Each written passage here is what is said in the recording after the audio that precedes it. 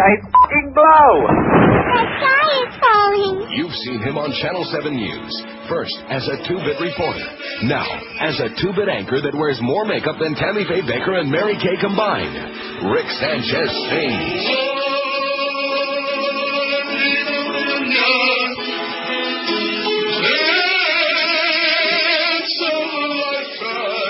Hear the dulcet tones of the man who brought you Crime Check, Rick Sanchez.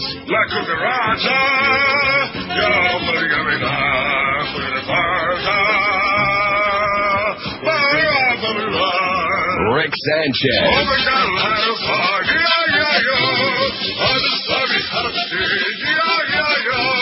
Rick Sanchez sings. Give me a home with a Don't miss Rick Sanchez in his pasty-faced tour over Hialeah. It's one show you won't want to miss. Steak for a good one.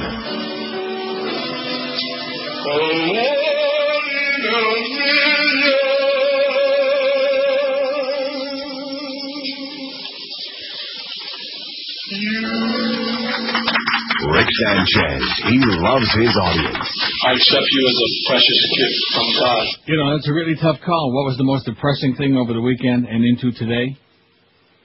Hurricane Jeanne, the Dolphin tragedy last night at PP Park, or turning on your TV this morning and see Ricky Ticky Sanchez sitting in the co-anchor seat on CNN. That did it for me. I mean, that is just unacceptable. Unacceptable. Anyway, here's the deal. 25 to 11 at 560 WQM. The Humper is back, in case you weren't listening on Friday. And I heard a little bit of Hank, as a matter of fact, when he first came on. I bet you a lot of people were tuning in to see what he had to say. He said a lot of nice things about the Mad Dog and about me and about even the Big and Eddie Kane and everybody else. And the Feelings Mutual, Humper, were delighted, ecstatic to have you back. So you look at that lineup today, it looks almost like a real radio station, don't it? Pert near. Don't it?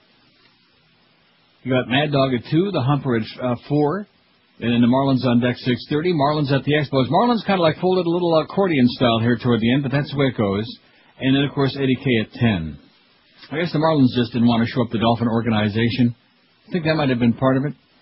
So how many people do you think actually were there? They bailed? Josh Cordes told me that there were a whole bunch of people there in the beginning. I didn't see the first quarter of the game last night. I watched the rest of it with great joy and amusement. You tell me that the place was pretty packed in the beginning? Yeah, it was. I was surprised. But as soon as it started coming down, everybody left. It's great. As soon as the Lord unleashed that torrent, because he's pretty PO'd with the Dolphin organization, as probably everybody else is too, except those of us who aren't Dolphin fans. But it was pretty grotesque.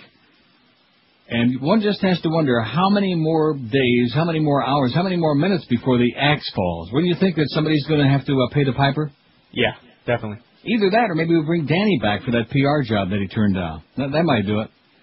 At any rate, here's the poll from Friday, and the good thing that Howard finally arrived. Wasn't that kind of strange the way he it was pretty bupped. Because usually he says, maybe he did that in response to the idea, I really doubt it, but the idea that we don't need him to say goodbye to everybody in the Manhattan and Bronx phone directories every day. That was amazing. Or maybe it's just they ran out of gas. Are we out of gas? We're out of gas. Anyway, we did the poll on Friday, and it'll take me the extra minutes that we got back from Stern today to just read the whole result. What's your all-time favorite Boca Brian comedy bit? Now, let's see. There's one here, where is it? Boca Brian Blows or whatever, that negative, hostile, where is that? Oh, here it is. 65 people said Boca Brian Blows, 3.4% of this audience who don't know their crap, with no sense of humor, who are just trying to be sour. Just that typical South Florida sourness, no matter what you ask. It's always a negatory kind of response. That's not too many, really, out of almost 1,900 vote. President Dumbschmidt, 324. That was numero uno. I guess we'll have to play that shortly. Please. Condoleezza, 292, which we will not be playing that one, original one, anyway, shortly or any other time. Sitting on a bench in Del Rey, 215. My religion's better than your, 161. Weapons of Ass Destruction, 108. Ebonics graduate, 85. Howard Gets Raped at 67. Oh, by the way, how's Mo doing? Oh, Mo. Won't see him no more. No Mo? Restitution Song, 63. Marty Feldman Eyes, 56. The Ebonics Name Game, 42. You didn't even think I was going to put that on there, remember? No. They love that. But there it is. Father O'Toole, 36. Mo Temple and Geldy Stevens, 35. The Ginger and Mo Gay Union, 34. Won't be hearing that one again soon. Saddam Hussein is a mother, 32. The Damn USA. Isn't it someone can't even read the titles of the songs? That's how bad things have gotten in Your America. The Damn USA, 27. The Boca Song, 26. Tied with Bye by Geldy, 26. Tar Baby, 23. Speaking in Tongues, 22. I don't think we better talk too much about tongues. Joyce get real upset. Geldy, 20. How you doing, Geldy? How's that hockey season coming? Armchair Warrior, 14. Elian Gonzalez, 14. The Virgin Mary's got 13. Lucky 13 for the Virgin Mary. Tallahassee Nazi, 12. We got him, 11. Watch Your Back, Zach, 9. The Joe and Bo Show, 8. I don't think I played that, did I? I don't think so, no. Screw Us Again, only 7. That to me is an infamy. It is absolutely unacceptable. But maybe they just aren't used to it yet. Ramadan 6, which starts very soon. What day does Ramadan start? It's coming. Let me check my Jewish calendar. Alien Park 6, Mo and Joe 5, Purple Veins 5. Purple Veins should have done better than that. That was a masterpiece with your assistance on it. My ass. Nazi Party 5, Secular Humanist Pig 4, See You in the Showers 4, Child Pilot 3. At least every one of these got at least one vote. Bo got the Power 1. I don't even know what that is. Opie and Anthony 1. Queer Street 1 and Cecil's Lament 1. No, I'm not playing any bits that only got one vote out of almost like 2,000 votes. I'm not going to play it. See, that's where your judgment sometimes. Now, are we doing both of these breaks? Yeah. Yeah. Good. Oh, I like the assertive way that Josh said that. Yeah. Or not. We can do whatever the hell we want, basically, because it's kind of loosey-goosey, you know? Remember in, what was the Clint Eastwood movie? Play Misty for Me. She used who was she? She was like the PD of that radio station. Who was that old bag that played that role? Somebody well known. Was it Lauren Bacall? It might have been. Yeah, I think it was Lauren Bacall. And she was describing a jazz format of the show. That's kind of a loosey-goosey. Lucy, 20 before 11 at 560 WQM. Hope everybody is safe and sound. Got your electric back from FP&L. And, yeah, eventually. You poor bastards up there in Palm Beach. That'll teach you to live up there with Teresa Lepore and those old goofballs in Cemetery Village who voted for Pat Buchanan. I'm telling you, man, the Lord is pissed off with Florida, and you better not make the same mistake again. You better not let it be close enough again. You better have Kerry win by about at least 10, 15 points this time to make sure that they can't steal it again. They can't screw us again. Because the Lord, you notice, like I said, he's got a little bit bad aim, but he keeps banging those things back into you. Even like Ivan, he brought it all the way back for another go-round. Remember that? I do. Just when everybody thought they were out, and he sucked you right back in again, if I can say that. Can I say it? No. When you shop for quality footwear, great selection, and professional service, there's a store that people love. It's been around for a coon's age, and that's Brandy's Shoes in Pompano Beach. Even if you don't live near Pompano Beach, it's worth driving over there because they've got the unbeatable combination of the best selection, the best service, and, of course, unbeatable prices all the time, including special sales every week. At Brandy's, you'll find the top names in the shoe business. Not any off-brands. They got only the top names. Rockports, Florsheim, SAS, Sperry, Timberland, Naturalizer, and lots more. Brandy's is open every day, Monday through Saturday from 9 till 9, Sundays 10 to 5, and you'll find Brandy's at 1290 North Federal Highway in Pompano Beach. This week, it's the right time to buy Rockports, which is one of the most beloved names in the shoe business. All this week at Brandy's because all great men's and women's Rockport styles are 20% off this week. So be sure and come into the store or visit them online at brandyshoes.com. The Howard Stern Show. Neil Rogers, mornings and middays. And sports around the clock. 560 QAM. Bush. All right.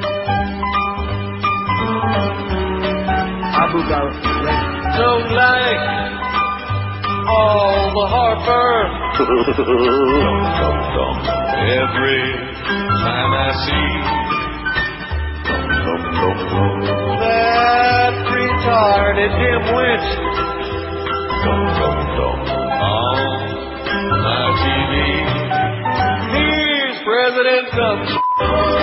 Republicans muscled in and an articulate idiot. I don't know why they would want this guy, but now he's here. We're screwed the next 4 years with President Trump. Absolutely.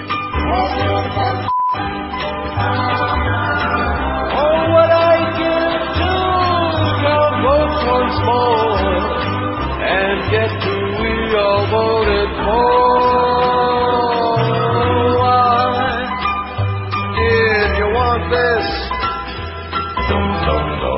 Lips drumming, stupid heat. Mindless drunk and rich kid. He's even dumber than me. He's President Dumb. You don't care what it took. You got him in by hook or crook. The Christian right knows what's best for you and I, but have no fear. We've got a great leader here with President Dumb. President Dumb. That was the Pure Wiener over the weekend. President Dumbschmidt with his crowd. 10:47 at 560 WQAM. Shusha is our Beady Curtain gal today. Shusha Menegel was born March 27, 1963. That makes her 41 as the crow flies. That's the old crow flies. She was born in Santa Rosa, Rio Grande do Sul, Brazil. Yeah, you're right. Yes. They do speak Portuguese there. And all of her movies are, well, I'm not going to try to read them because I'll butcher them. Shusha e os Duendes. That's it. Shusha Park, Shusha Hits, Shusha, Lua de Cristal, Misterio de Robin Hood, etc. About 80 zillion of those, all in a Portuguese, which I don't know my Portuguese from anything. So there she is behind the beaded curtain. If you're over the age of 75, if you're horny or just curious, just take a quick peek. Not too long. Don't linger because John Ashcroft will poke you with his finger. Here's a fax from Mark. I'm curious about the poor bastards in Florida. And I'm wondering, the first thing I thought of when I saw this Hurricane Jeanne making that turn again after spinning around out there in the Caribbean, I thought to myself, and then, of course, the Dolphin game again last night, aren't we cursed down here? And then I corrected myself and I thought, aren't you cursed down there? Huh? Yeah, we are. I kind of wonder. Anyway, Mark feels a little cursed, I guess, because he's hostile. He says, here's my hurricane story. I needed to get gasoline Friday night. I was down to a quarter tank, and with the panicking maniacs down here, I knew that there wouldn't be any gas available at the Tri-County area until Tisha B'Av 2008. I'm driving around trying to find a station that doesn't have cars backed up 3 deep when I notice there's a pump at the Shell station on the 79th Street Causeway just south of the old WIOD studio. There were no cars at the pump. There were no bags covering the nozzles. I drive in and realized why nobody was using this pump. It was out of regular, and the only grade available was super unleaded. So to save 8 cents per gallon, $1 in total, depending on the size of the tank, these holes were willing to wait for an hour and even longer. And he says, unbelievable, with something else thrown in there. In the meantime, I'm in and out in 10 minutes. I get out of the Shell station quickly as well. What a bunch of irresponsible, cheap, moronic bastards. I hope they all died waiting in line, since there were certainly no hurricane force winds to do the job. They're probably all Dolphins. Speaking of that, not only would they go 0-16, not only would they be the worst team in NFL history, and their defense sucks too, but the Patriots are going 19-0, and Peyton Manning will break all of Marino's single-season records this year. So any fledgling significance this organization still has, any loose grasp on glorious history that remains will be gone come season's end. Oh, what a wonderful world this will be, he says, getting through another schmitty day in paradise, says Mark. Poor Mark, and I'm sure he's got a lot of company there, too. I don't understand. If you're going to make the effort to go to the game last night, now let's see, they won't let you take the umbrellas in. Is that they're still playing that game? Oh, I don't know. I remember years and years ago that San Diego game that I stayed there the whole game in the pouring rain. And finally some clowns passed me down a poncho that I put on. And then afterward, they were like chasing after me in the parking lot. They wanted it back. It was one of those 89-cent cheap disposable ponchos. Well, that's Miami for you. Yeah. Oh, here's a poncho for the big honcho over there. But let's get it back after the game. We might be able to sell it at the flea market. What a bunch of cheap bastards, man. Well, if you're going to make the effort to go there, why the hell would you leave just a little bit of rain, huh? What a bunch of pansies is all I can say. I mean, when you got a real team. WQAM, hello. Neil. Yes, sir. How you doing? Great. I just wanted to know that, How come I can barely hear you? I'm sorry. There you go. The Boca Bit Bill Cigars. That's not a Boca Bit, no. Oh, it's not? No. Oh, it's one of my favorites. Yeah, me too. All right. The original one that we can't play no more. We're good down here. We're fine. Excellent. Nice talking to you. Batten down the hatches, baby. Thank Go you. Dolphins. Go fish. 567. 0560. Oh, wait till you hear this. This is going to get you a little depressed. I don't want to start out. You had the hurricane and that ball game last night, a lot of other things. I don't want to be negatory, but, here's the poll today. Before we get into Jimmy Carter, what he has to say about the election upcoming. What's the greatest problem the world faces today? That's our poll. Now, you might want to add some others on here, but I think I got some pretty good ones on here. Let's see, religious fanaticism. I'll give you the order we got on there now. We got 27 say religious fanaticism, the greatest problem out of the first 62 votes. George W. Bush, 21.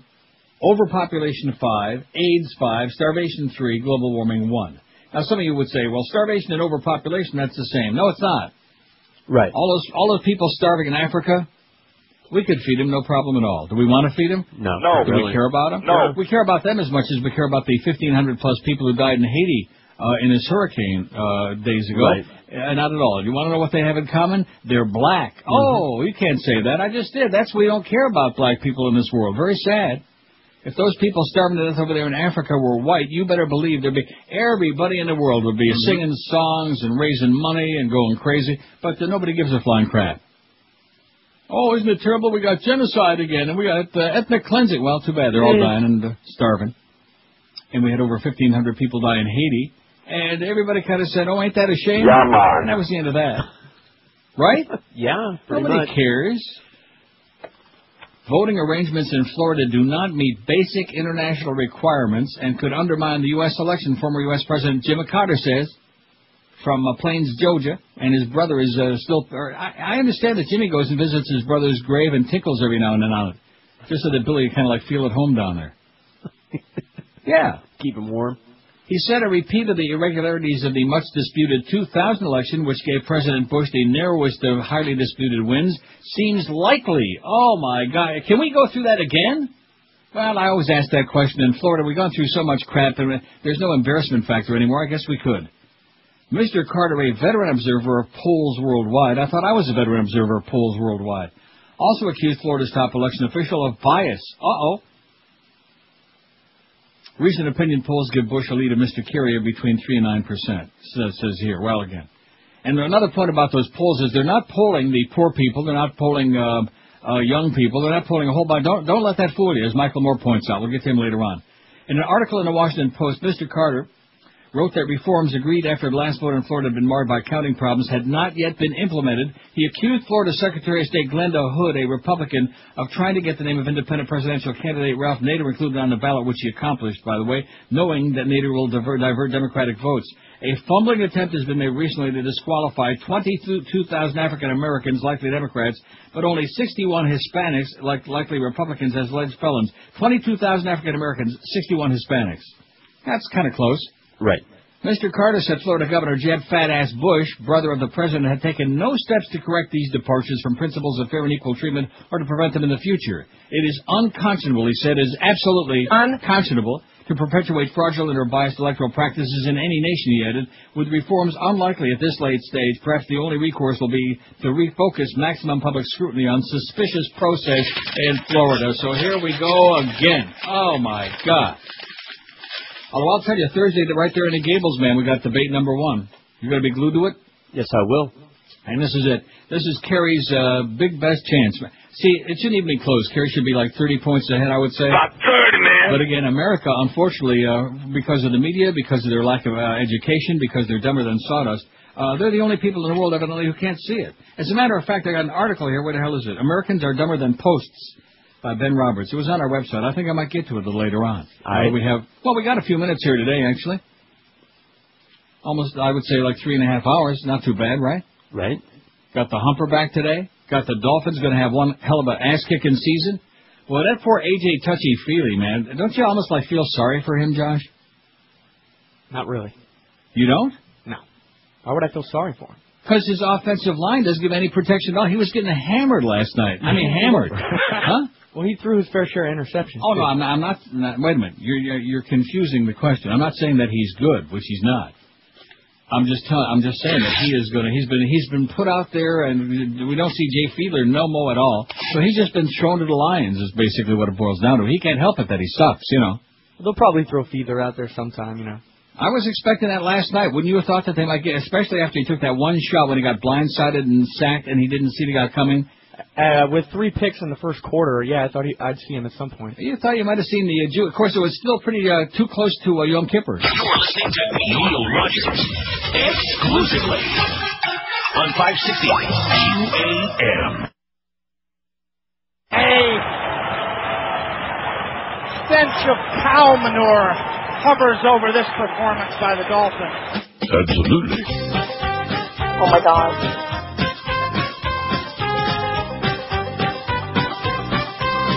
I'm dying over here. Miami has the Dolphins. They're the worst football team. They flub the ball from goal to goal like no one's ever seen. They're on the ground, that's where they'll stay. They're never in control. And when you say Miami, you're talking toilet bowl, 'cause they're the Miami Dolphins. Miami Dolphins. Miami Dolphins number. How many teams in the league? 32. Miami Dolphins. Miami Dolphins. Don't bet on them, you'll always lose. They don't know how to tackle. They don't know how to block. Their coaches ought to tell them to put Bengay in their jocks. Then they would run much faster, and even in defeat. When we go to the stadium, we'll see Miami Heat, and they're the Miami Dolphins. Oh! Miami Dolphins. Miami Dolphins number. How many teams in the league? About 30, man. Miami Dolphins. Miami Dolphins. The team that hasn't got a clue. Miami has the Dolphins, but the Dolphins have no fans.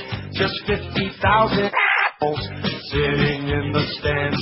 They watch the game and all they do is moan and gripe and bitch. I wonder how Joe Robbie got to be so damn rich. And they're the Miami Dolphins. Miami Dolphins.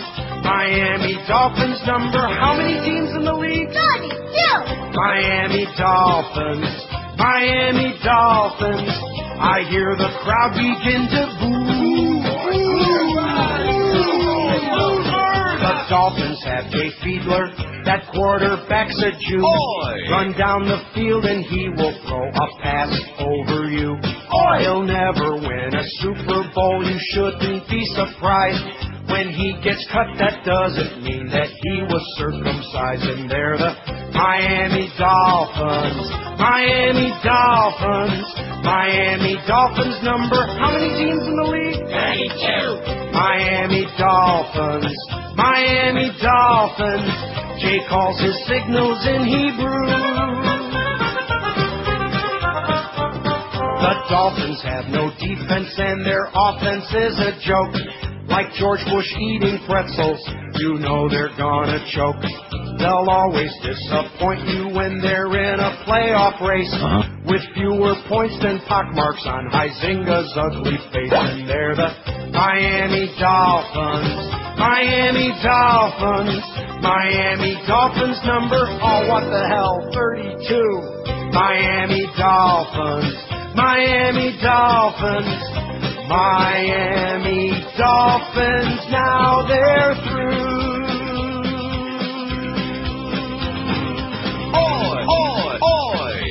One thing they don't have to worry about it being that playoff race he was singing about. It's 11:03 at 560 WQM. Wayne, you've let your people down, baby. You have really screwed it up this time. The organization.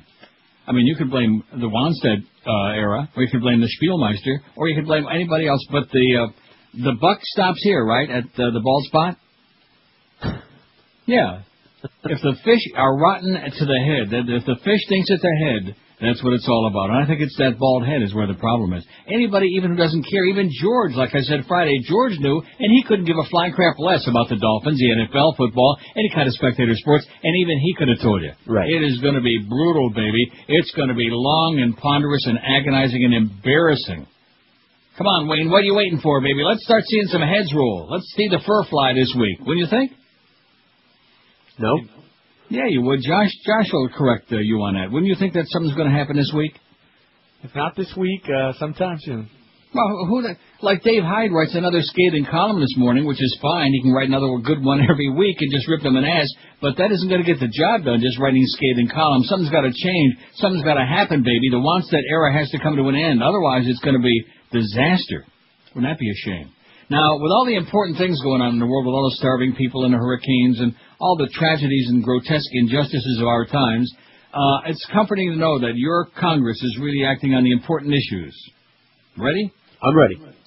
In a vote with election year consequences, the House of Representatives sought to assure that God's 50-year place in the Pledge of Allegiance will be safe from federal court challenges. Oh, my God. That's the one, your God. The bill approved on a 247 to 173 vote Thursday would prevent federal courts, including the Supreme Court, from ruling on whether the words under God should be stricken from the pledge. This is the kind of crap that your goody two-shoes, pandering right-wing Bible-thumping ask-holes are involved in. Yeah, we can say that. Ask. That's with a K. Okay. We can't? K. Well, call up, it's with a K. Okay. Ask. Ask polls. Or how? I got another one. How about, since most of them are a bunch of old trolls, how about ass trolls? All right. Nothing wrong with that. Nope. Until Joyce calls and says, oh, we can't say that. Well, I'll say whatever I want, okay, bitch?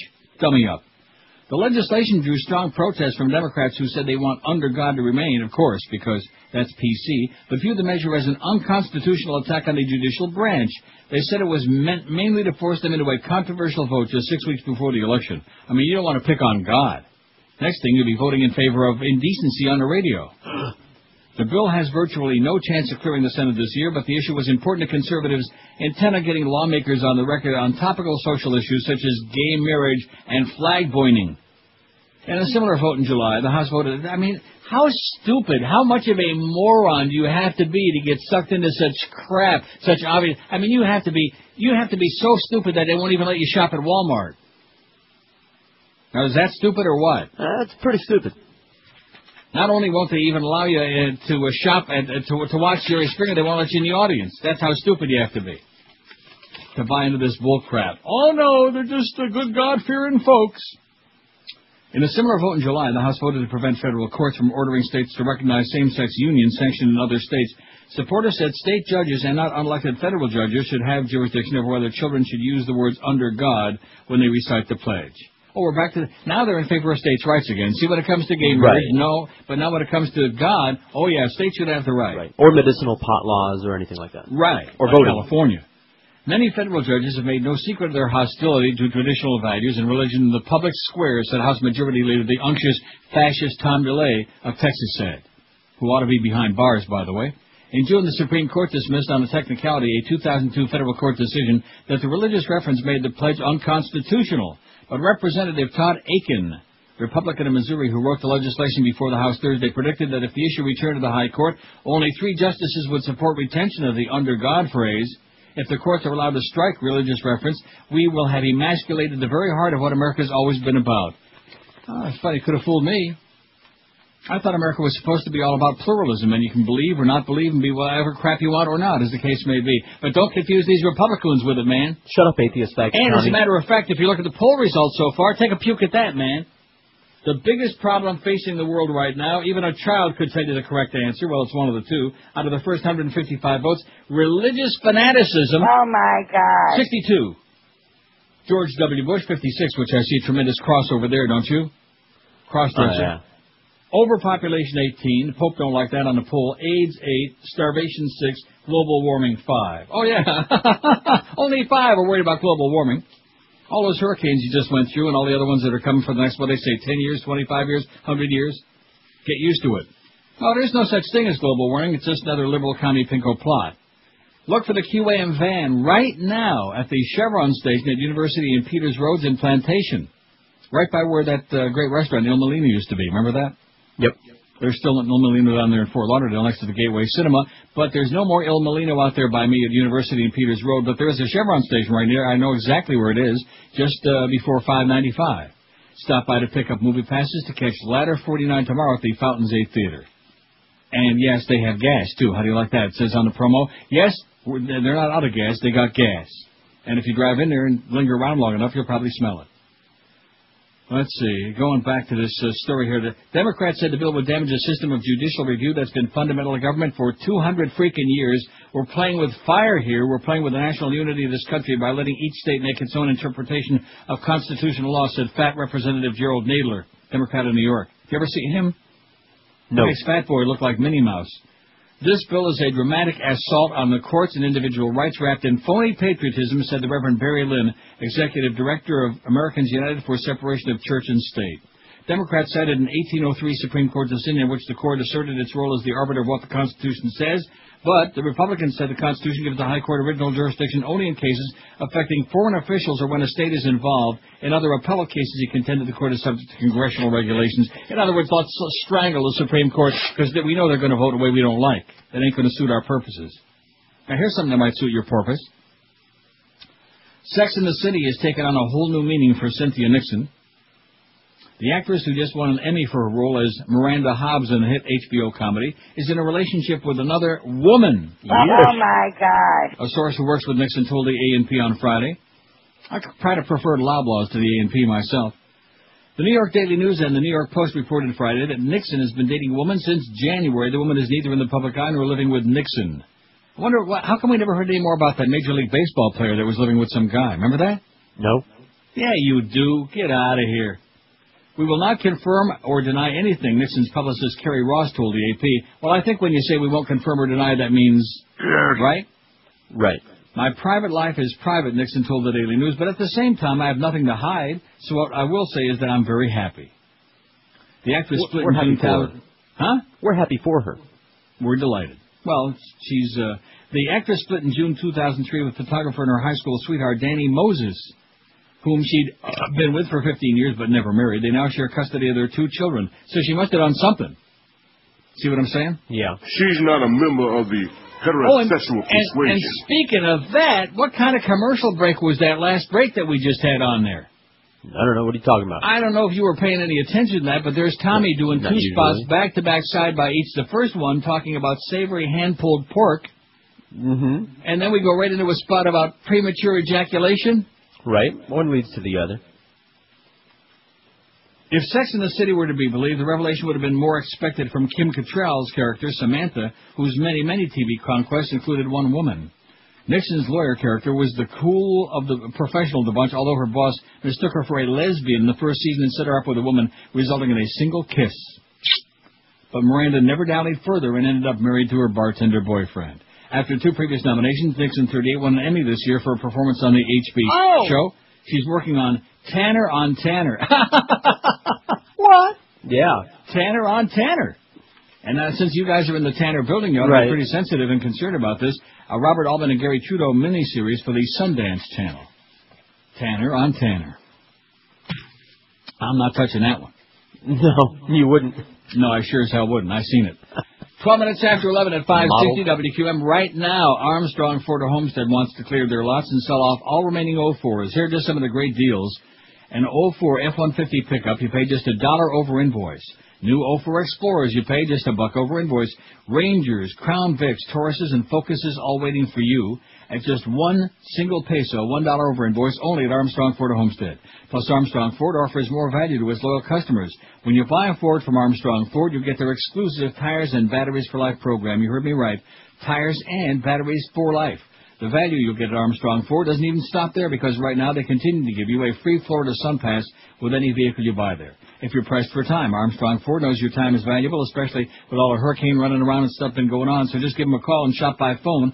Call 305-247-5112. 247-5112, and they'll even deliver that new vehicle right to you.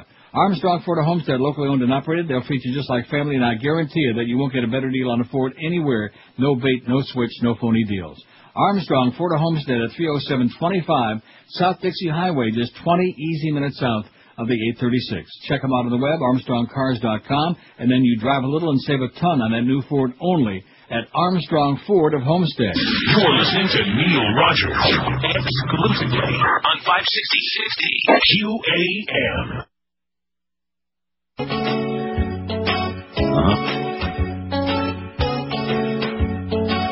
I read the evening news, I do, on CBS most every night. But now there's strife because of a report I read the other night. My name is Dan Rather. Somebody called me up and took my time. He said, I've got some dirt on Bush. And I said, fine. Imagine how it's gonna change some voters' minds, because I'm Dan Rather. I don't think that George Bush is telling the truth about his life. When you watch me, I'll be providing the proof. He's telling lies. Me and Bush and Bush and me. No matter if those documents are forgeries. If one of us has gotta go, it won't be me. Because I'm Dan Rather, the CBS anchor. Yes, I am Dan Rather. I'm dying over here. Right wings in a lather. Because I'm Dan Rather. Just ignore all their blather. Because I'm Dan Rather.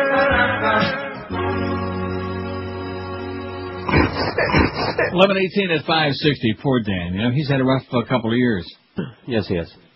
208 votes on the poll, and the religious nuts are having a rough time with our crowd, and that's good. Religious fanaticism, the biggest problem in the world today. 86. George W. Bush right on the religious nuts' ass, and of course he's one of them, 71. He's the spokesman. Overpopulation 27, global warming 9, AIDS 8, and starvation 7. Speaking of spokesmen, I had some real good fortune this weekend. Yeah. Well, first the bad part. The phone rang at about 6:30 Friday evening. Right. Guess who it was? How many guesses do I get? One. There you go, the Rim Man, who was, of course, in town. Yeah. That was the bad part. Okay. The good part was, I said, well, when are you leaving? Oh, Sunday morning. I said, well, have a great trip, safe trip back to Columbus. I mean, it was a little bit longer than that, but not too much. In other words, you know, I just, I'm not interested in buying people meals anymore. You know what I'm saying? But what are you saying? I'm saying bye-bye. Have a safe trip back to Columbus. They're already back there, safe and sound. That's good. Doug McLean's taking good care of Rimmer. Good thing you got away from that Panther organization. Just in the nicotine, baby. Just in the nick of time. Before the lockout, all this other falderall, this Hazarai started down. March 17, 2004, mobs of Iraqis broke into a USIA storage area and burned over 10,000 pictures of George W. Bush, initially designed to hang in the newly liberated Iraqi schools and government offices as a token of appreciation by the Iraqi people to the leader of their liberators. The statement from you.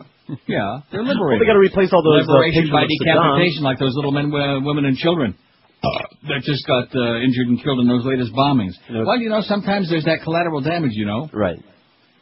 Anyway, a report from a French news agency indicates that British officers put up a salvaged Bush picture in their mess and used it as a dartboard until senior officers abruptly ordered its removal. They were throwing darts at El Presidente. Shame on them. Shame on them. We can only hope they had good aim. Now, here's an article that's on our website.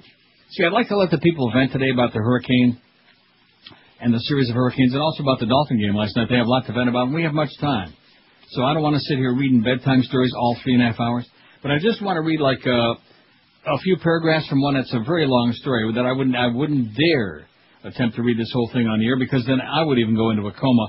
But it's on a website. It's from the UK Guardian. You won't be reading it in the Herald or the Sun Sentinel or the New York Times probably, or any of those newspapers, or the Washington Post even, or the Chicago Tribune, or the LA Times, or the Rochester Democrat and Chronicle or Times Union, or the Detroit Free Press or News.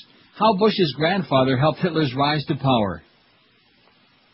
So I'm just going to read a couple paragraphs. It's an 8-page story. You can read it on our website, and you can either, it's just a bunch of propaganda, or you can say, holy crap.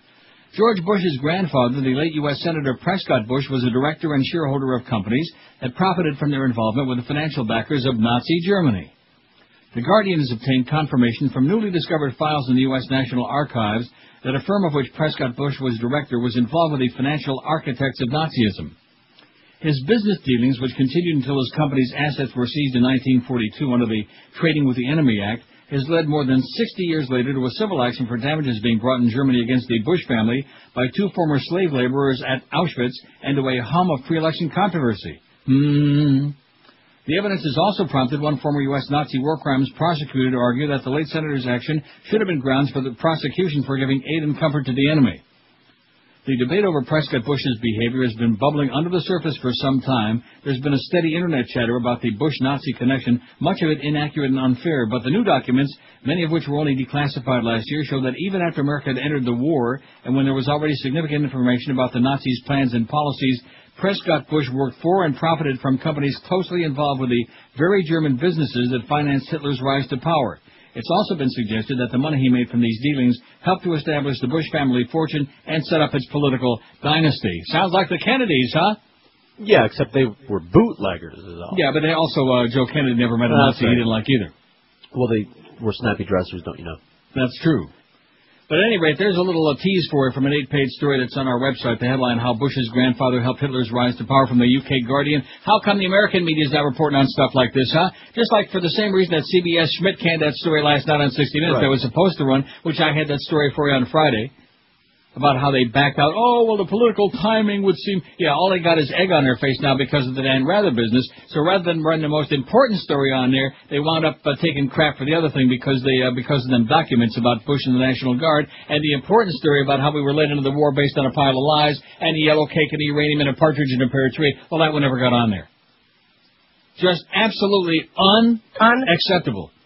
The way the media caves in and the way that Karl Rove and the right wing are manipulating, and they all have to goose step along. Sounds like something out of Nazi Germany to me, Mr. Bush. They have days. WQAM, hello. Yeah, with the second pick in the 2005 draft, the Dolphins select. Oh, that sounded like Bino. WQAM, hello. Neil. Yes, sir. How are you? Listen, I'm hello? Yes. I'm sorry, I got bad reception. Staying on the topic about the religion being one of the big problems, Bill Maher brought up a very good point. He said that maybe in our country, or in the United States, freedom could be number one in our priority list, but in Iraq, before freedom, before anything else, comes religion. And if you give them the option of having Saddam Hussein back in power, or having the sisters walk down the street in miniskirts, they'll want Saddam Hussein back. Do you agree with that or not? Yes. Compared to what they got now, you bet. Oh, absolutely. Another thing, Howard Stern played a soundbite of Jeb Bush telling the people how the good side of the hurricane. Did you hear that? No, I didn't hear it. He said that on the bright side, a good part of the hurricane's coming, that if you're in the roofing business, you will have good business for the next 2 years. Don't forget the people in the mortuary business probably going to benefit too, especially over there like in Haiti. What a jackass, man. That's our governor, baby. What do you expect? How do these people get away with this? It's also the same thing with Bush, because this is the same fat-ass governor, by the way, that had devious plans to subvert the will of the electorate on the class size. Of course, not only this, they set the bar so low, especially for George Bush, that I guess it'll be considered a success during the debates. If he doesn't swallow his tongue, it'll be great. Right. If he doesn't swallow his tongue and start drooling all over and choking on pretzels, he'll be considered the big winner. You got it, man. Have a great day. And good luck to us, pally. Say goodbye. I think that Jeb Bush ought to be a lot more concerned about ass size than class size myself. Our fat-ass governor. God, is he a piece of crap. Rectum. But you folks love him, baby. There's something about Florida. They're just a bunch of masochists. They just love being miserable and making everybody else miserable, too. But don't forget, take a whole bunch of poor people and dark people and fag people and all these people to vote on Election Day. Even if they're like illegal aliens or whatever. Georgia's going to vote a few times this year. First time. Right. So we're all my dead kin. Excellent. 26 past 11 at 560 WQAM. This is one of those times after a series of punishing hurricanes that you might need some help fast. Thankfully, Dollar Mattress delivers the same day all across South Florida. When you call 1-800-MATTRESS, you'll pick from the deepest and the widest selection of bedding, all available for same-day delivery. Call 1-800-MATTRESS right now for factory direct prices and immediate delivery. And as always, you still get to pick the date and time in that 2-hour window to fit your schedule when it's convenient for you. And Dollar Mattress shows up on time 99.7% of the time. Dollar Mattress is ranked number 1 in customer satisfaction. They were winners of the 2004 Better Business Bureau Local Torch of Excellence Award. And when you call that number, 1-800-MATTRESS, you can still choose from the top line of the top names in the business. Sealy, Serta, King Coil, Simmons, Tempur-Pedic, Evans, Stearns, and Foster Hewitt. Everybody with a brain is doing it. It's the easiest piece of shopping you could ever think of. Don't get ripped off in those bedding and department stores. Don't waste a lot of gas and time schlepping all over town comparison shopping, because the best prices and the best deal all the way around is waiting for you, just making one easy call, 1-800-MATTRESS. Check them out on the web if you like, first at mattress.com, and then make that call, 1-800-MATTRESS, 1-800-MATTRES. You're listening to Neil Rogers on 560 QAM. A-Y-S-U-C-K-S.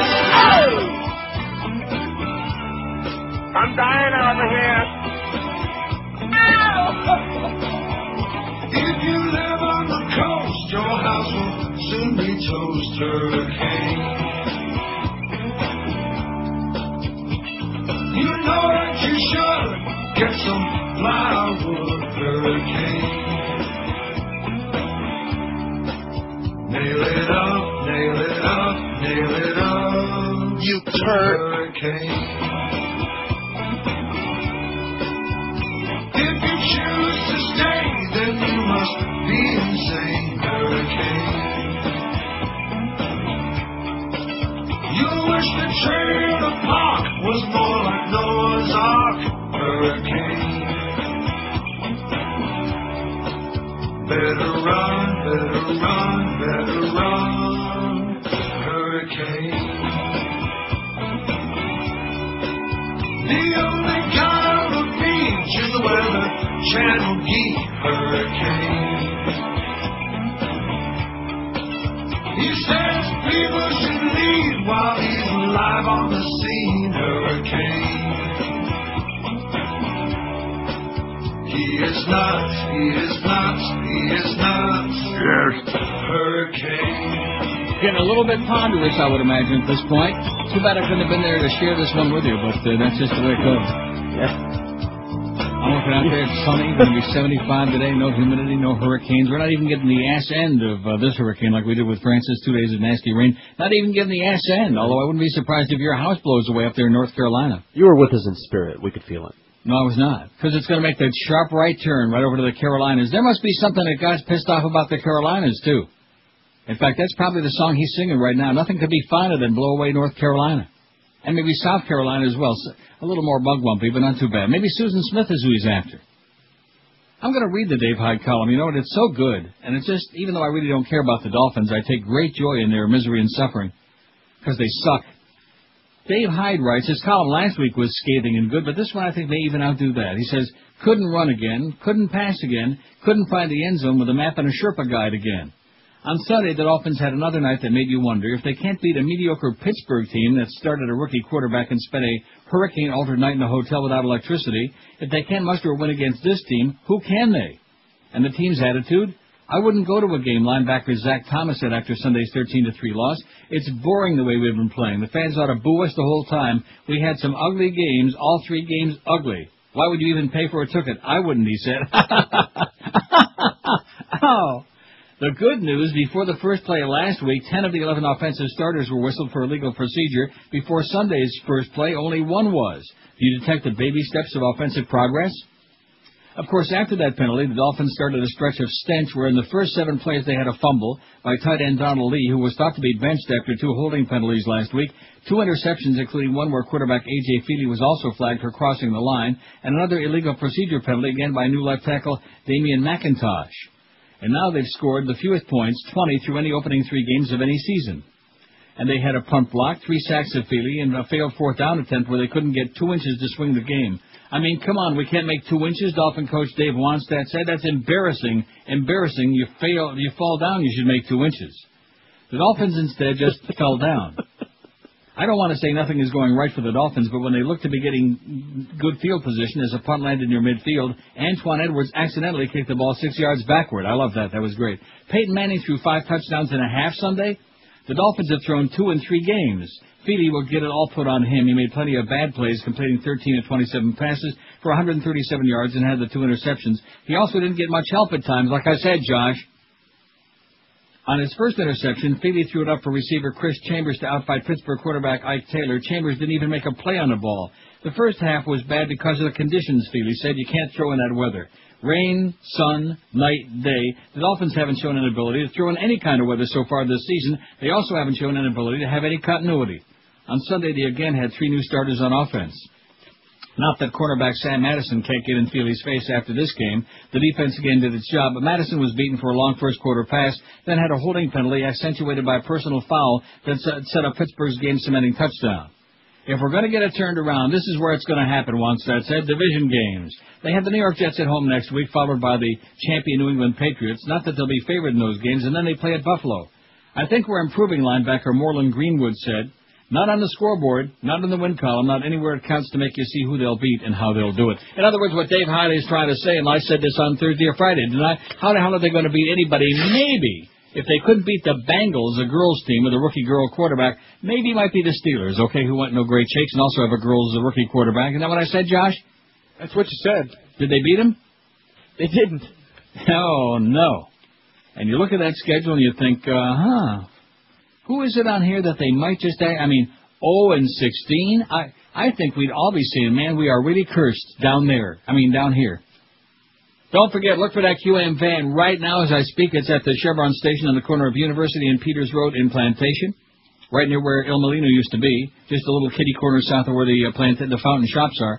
Stop by to pick up movie passes to catch Ladder 49 tomorrow at the Fountains 8 Theater. And yes, they have gas at Chevron. 567-0560. It's Venting Monday, pound 560 on the Verizon Singular Wireless Lines. Yeah, when in doubt, vent it out. WQAM, hello. Neil. Yes, sir. Good morning. I have a comment and a question. Question is, Volker Brian, does he play that song Ponytail? Yeah. He does do that one. Wow, I wish you would put that one on the list. The second thing is, the comment is to add insult to injury. How much longer is Jim Mandich going to have to correct Howard David during the football broadcast? It must be 10 to 12 to 15 times a game. Wrong player, wrong attitude, wrong play call, wrong this, wrong that. It's always something with Howard. Always can't catch a break, you know. All right, Neil. Okay, thanks a lot, Billy. And Mad Dog says they're really starting to stink in that booth, too, with that bag. But at any rate, he didn't really say that, did he? I don't know. 567-0560, pound 560 on the Verizon and Singular Wireless lines. Look at those phones, baby. Well, they're busy putting their lives back together, right? WQAM, hello. See? That's it. Not a call. So like I said, I got 85,000 bedtime stories because they don't got nothing to say today. Huh? Nothing. Absolutely zero. On the day, it's always this way. On the day you think that they'd just be foaming at the mouth and running off both sides, they're invisible. Well, they'll get around to it. I see they're starting to get around to it. What's the greatest problem with the world today? 318. Facing the world religious fanaticism, 138. Crazy people. Of all shapes, varieties, sizes. George W. Bush, 111. Overpopulation, 31. Global warming, 15. AIDS, 12. And starvation, 11. See, it's great that it's only the Muslim fundamentalists. Those are the dangerous people. All the other religions are good. Thank God that the Christians and the Jews and all the other people, they don't kill anybody. And if you look through history, thank goodness they've never done it. It's only a bunch of fundamentalist, hysterical Muslims, schmataheads. WQAM, hello. Neil. Yes, sir. How you doing? I'm doing great. Listen, I can't believe I just called and you just picked it up. Yeah, that's the way it works. A couple of points. First of all, I'm a little bit nervous. I'm sorry. But nevertheless.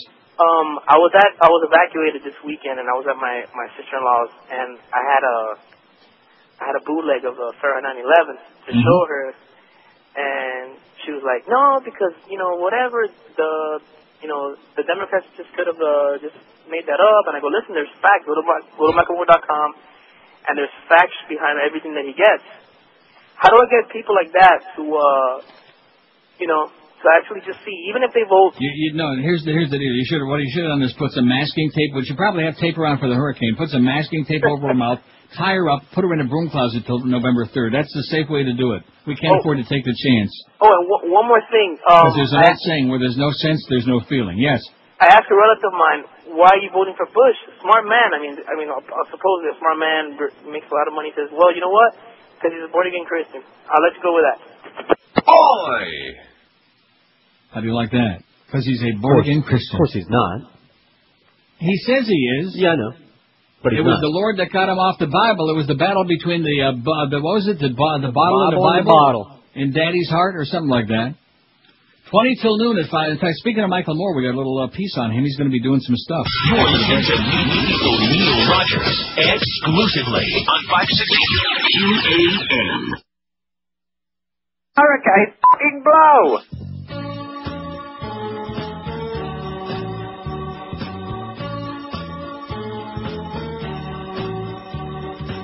Sit and watch the TV with a finger up their butt. Whoa, I'd love to know what Christians do for fun.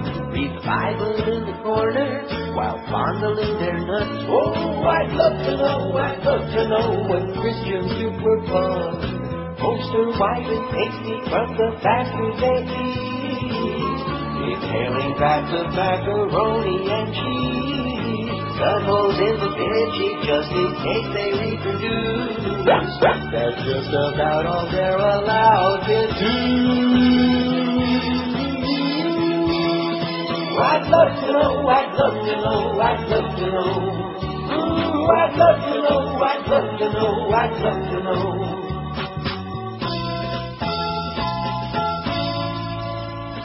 Do they get a swollen pud while cleaning out their gun? Whoa, I'd love to know, I'd love to know what Christians do for fun.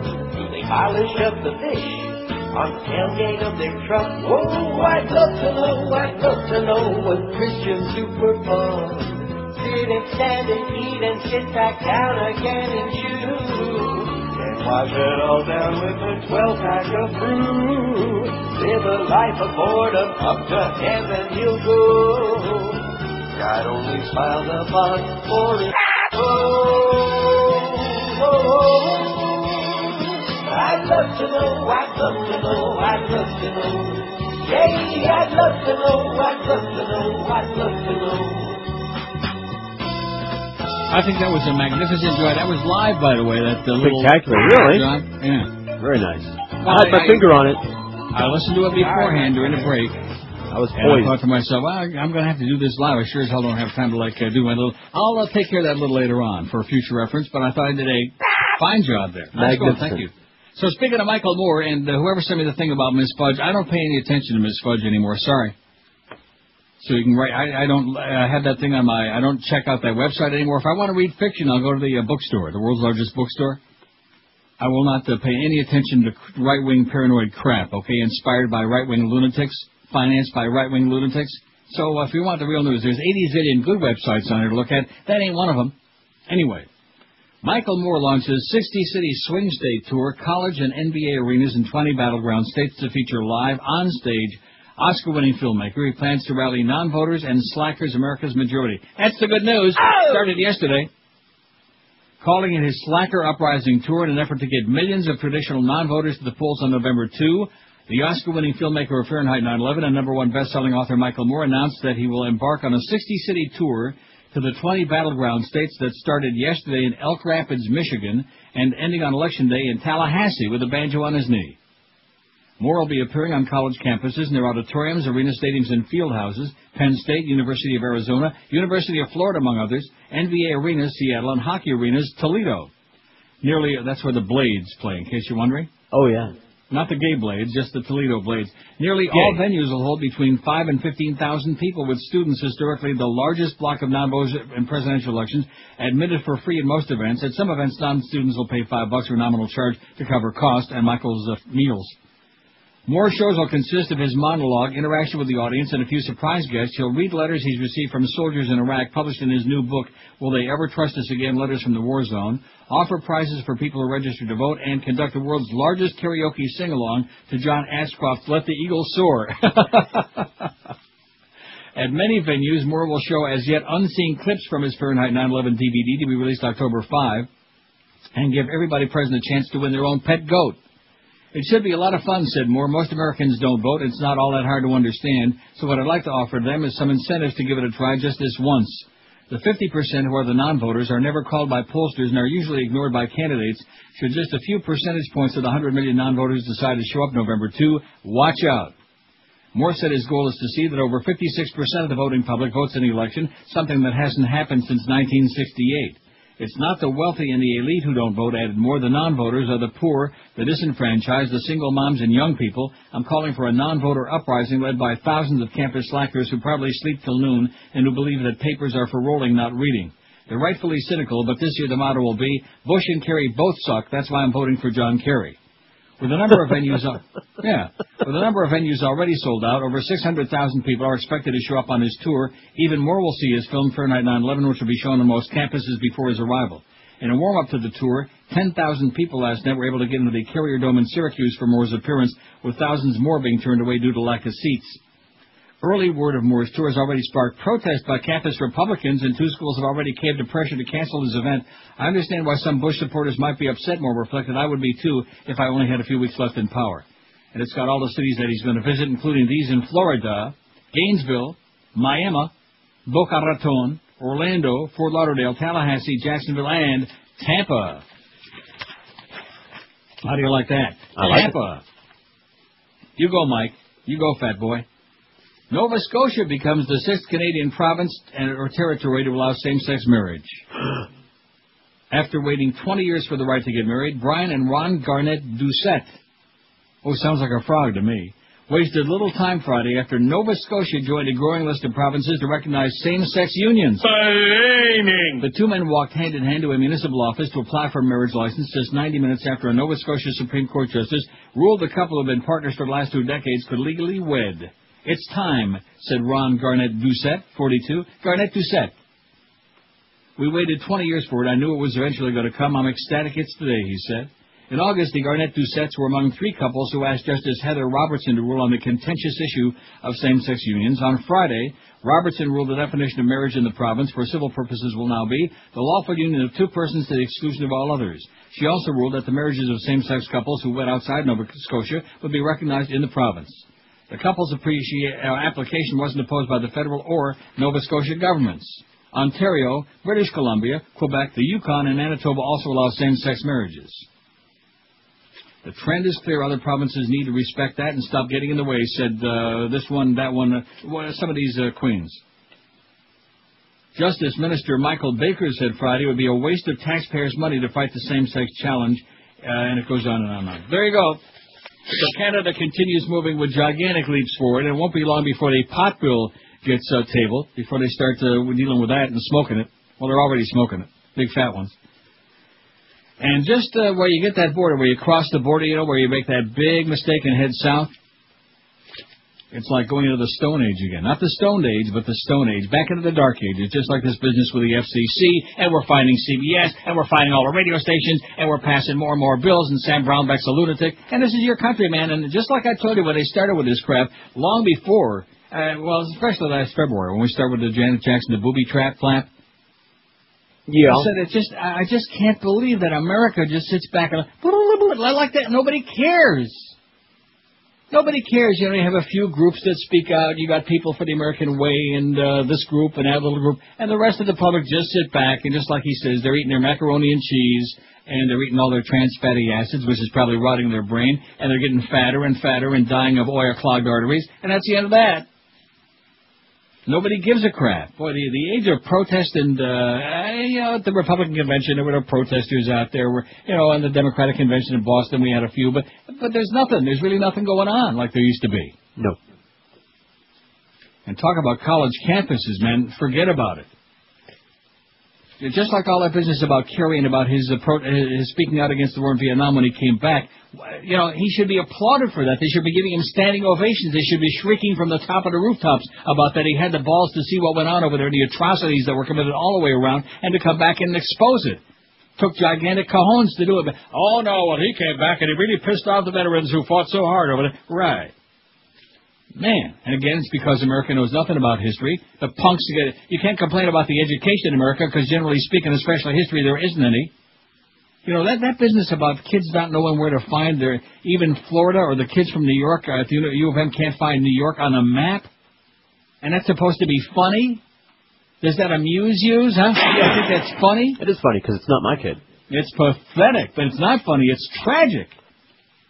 At any rate, you're starting to get a little bit. See, people just went through a tough weekend with a hurricane and the Dolphin game last night, which I think put them over the edge. And I'm getting all bent out of shape here, as opposed to just yucking it up a little bit. That's what they want, is a few yucks, baby. Yeah, a few fart sounds. Let's play some of those. What the? Let's yuck it up a little bit. Rhymes with yuck. Yeah, let's play a few fart sounds too. Not.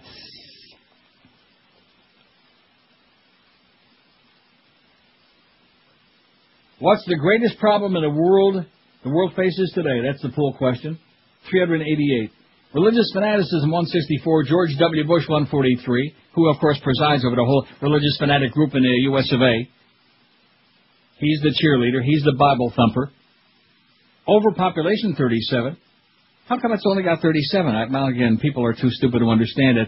At any rate, global warming 15, AIDS 15, and starvation 14. WQAM, hello. To understand it. Neil. Yes, sir. Hey, how you doing? Two questions. Great. One. Hello? Yes, sir, I'm listening. Oh, okay. Listen, two things. One, they've already decriminalized marijuana in certain parts of Canada. They even have, licenses and hash bars, no? In Vancouver? Yes, I know that. Oh, no, it's a question. And the second question is, have you heard the plan in Chicago to decriminalize and start handing out $250 tickets for possession under 10 ounces, 10 grams? Uh-huh. Is that true? And do you think Mayor Daley has a chance to push that through? No. No, not a chance in hell? Not a Chinaman's chance in hell, man. Oh, damn it. I was going to move to Chicago. Okay, see you in Vancouver, eh? Hey. It's beautiful, eh? You'll like it there. Don't forget that QM band. I keep reading these liners because I don't ever know when they give away. They're all gone. You'll tell me when they're gone. They right? By the way, speaking of telling you when it's gone, you know that article that you just read about Bush's grandfather helping Hitler rise to power? Someone's trying to send it to us now. 10 pages of it. I just got through reading the first page, and I said the whole thing was on our website, and go read it on the website. So why is some jackball out there trying to send it to us? You idiot, wasting our fax paper, you moron, you simpleton. Never fails. Anyway, look for that QAM van right now at the Chevron Station, University in Peters Road and Plantation. Stop by to pick it. That's just like north of 595 and University. You know where it is. Yeah. Stop by to pick up movie passes to catch Ladder 49 tomorrow at the Fountains 8 Theater. And yes, the good news is the Chevron Station also, while you're getting those free movie passes, gas it up, baby. You're listening to Neil Rogers exclusively on 560. This is Mark Morgan. It's the 12 to 1 hour on QAM. Waves with the wiggle when he walks. All right. Waves with the wiggle when he walks. What is love? It is Lewis and his ponytail. The cutest ponytail that sways with the wiggle when he walks. What is love? Woody Graver and his ponytail. The cutest ponytail that sways with the wiggle when he walks. What a lovely hair arrangement, really knocks me off my feet. Fancy diet when it's tied back, it makes him look so sweet. What is love? It's Jeff Cohen and his ponytail. The cutest ponytail that sways with the wiggle when he walks. Sways with the wiggle when he walks. Sways with the wiggle when he walks. How's your friend Woody Graber doing, by the way? Just fine, I reckon. Good old Buffalo boy. Haven't heard from Woody in a coon's age. Speaking of ponytails, I guess he's one of the last holdouts. Mitch Lewis didn't have that ponytail anymore, did he? No, he got rid of it a long time ago. He's quite close cropped look now. There you go. And Jeff Cohen, who is the source for that song, long since ceased being ponytail. I guess that was when he long since stopped being our good buddy. Just a joke. Just relax, okay, ponytail. 1201 at 560 WQN. That's when he started hanging around with Rimmer. This was a story we had on the website on Friday that is just, it is so typical and so perfect for what we're talking about today, or what's on our poll anyway. Republicans admit mailing campaign literature saying that liberals will ban the Bible. I mean, this is just, how is it possible for there to be so many dumb people and so little freaking time, you know? The Republican Party acknowledged on Thursday sending mass mailings to residents of 2 states warning that liberals seek to ban the Bible. It said the mailings were part of its effort to mobilize religious voters for President Bush. See, and stop and think of the irony of all of this, okay? These are the holier-than-thou crowd. The people who are better than all the rest of us, better than us heathens, and what they do is lie a lot. They get us into wars based on lies. There are thousands and thousands and thousands of innocent people who are dead and maimed because of lies. And what's America concerned about? They're concerned about Janet Jackson's boobie. The mailings include images of the Bible labeled banned and of a gay marriage proposal labeled allowed. The mailing to Arkansas residents warns, this will be Arkansas if you don't vote. A similar mailing was sent to West Virginians.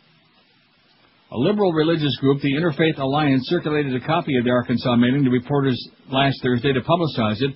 What they're doing is despicable, said Don Parker, a spokesman for the Alliance. They're playing on people's fears and emotions, and stupidity as well, he left out.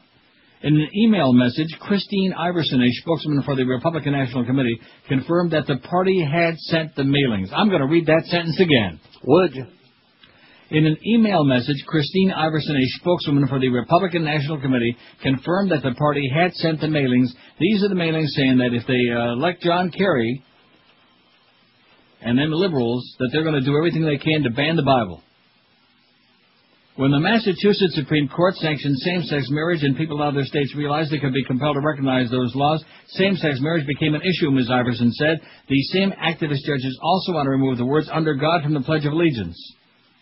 And what does that have to do with banning the Bible? But nevertheless, the mailing is the latest evidence of the emphasis Republicans are putting on motivating conservative Christian voters to vote this fall. But as the appeals become public, they also risk alienating moderate and swing voters. An editorial in September 22nd in the Charleston Gazette in West Virginia, for example, asked, "Holy moly, who concocts this gibberish?" I love that. Holy moly. Take the gun. Leave the camoli. Or is it the other way around? Most Americans see morality more complexly, the editorial said. Many think a higher morality is found in Christ's command to help the needy, prevent war, and pursue other humanitarian goals. Churchgoers of this sort aren't likely to believe childish allegations that Democrats want to ban the Bible. In a statement, Senator John Edwards said President Bush should condemn the practice immediately and tell everyone associated with the campaign to never use tactics like this again. That would be like using tactics of Dick Cheney saying that if John Kerry wins, the terrorists are going to we're definitely going to get hit again. Matt Foreman, executive director of the National Gay and Lesbian Task Force, called the mailings an ugly contrast to Mr. Bush's public statements. Although the president's called for a constitutional amendment banning same-sex marriage, he often emphasized the need for tolerance as well, because that plays better, of course, in Peoria. The president takes more or less the high road, and his henchmen and allies on the right have been let loose to conduct these ugly, divisive smear campaigns, Mr. Foreman said. It's wedge politics at its worst. In any event, the Bush campaign appears confident about its religious appeal. The mailing seeks to appeal to conservative evangelical Protestant pastors and political leaders who say they worry that legal rights for same-sex couples could lead to hate crime laws that could be applied against sermons of Bible passages criticizing homosexuality. You talk about a strong reach, baby. You talk about a real stretch. Conservative Christian political commentators often cite the case of Ake Green, a minister in Sweden who was jailed in June for a month of sermon denouncing gays as sinful. Mr. Parker of the Interfaith Alliance said, "I think it is laughable to think that someone could be arrested for reading out loud from the Bible." But Richard Land, president of Ethics and Religious Liberty Commission of the Southern Baptist Convention, argued, "We have the First Amendment in this country which should protect churches, but there is no question that this is where some people want to go, that reading from the Bible could be hate speech." Still, Mr. Land questioned that the assertion Democrats might ban the whole Bible. "I wouldn't say it," he said. "I think it's probably stretching it a bit far." Even Mr. Land would be saying that. They're stretching it over here is what he's saying. A little bit too far, okay? And if they stretch it too freaking far, it just might snap, okay? Yeah, such a cramp. You're dealing with crazy people like I've been trying to tell you for 100 years on this program. The more religious they are, the crazier they are. The more religious they are, the more dangerous they are. 567-0560, pound 560 on the Verizon and Singular wireless line. What are we going to do about those Dolphins? Nothing. WQAM, hello. AJ stands for another idiotic jerk. WQAM, hello. Oakland Park on a mobile. Let's go to Oakland Park on a mobile. Hello. Yeah, I'd like to address this gay marriage thing, if I may. Yeah, sounds like Reverend Jones. Who? Go ahead. I'd like to address this gay marriage. Yeah, it is. 567-0560, pound 560 on the Verizon and Singular wireless lines. I thought A.J. Dewey was okay back in the day. I bet you Josh don't even know who the hell that was. I do. Do you remember A.J. Dewey? I do. What was that, 82? A Dewey. Well, I mean, I don't know you well enough to get married yet. Josh Cordes says I Dewey. I guess he thought Duff was in the room. WQAM, hello.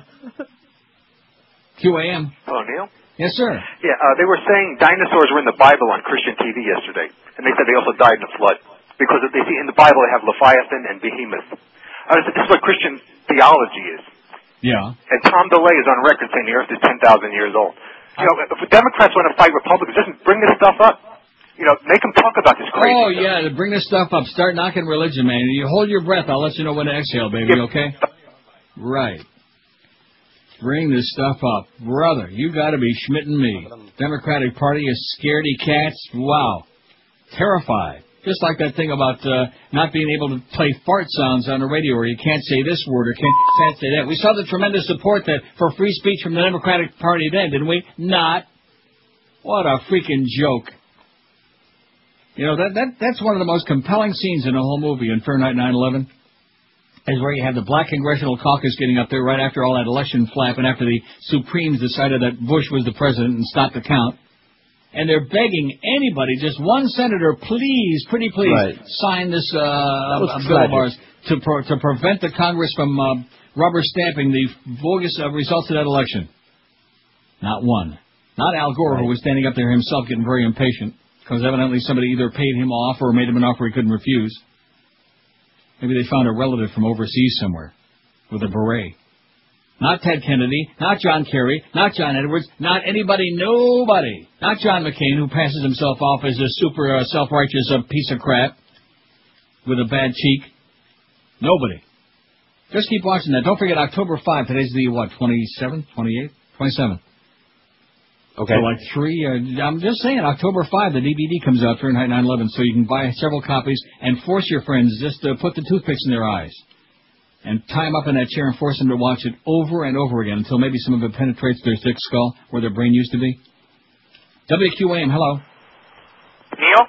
Yes, sir. Hey, how you doing, man? All right. Long-time listener, first-time caller. All right.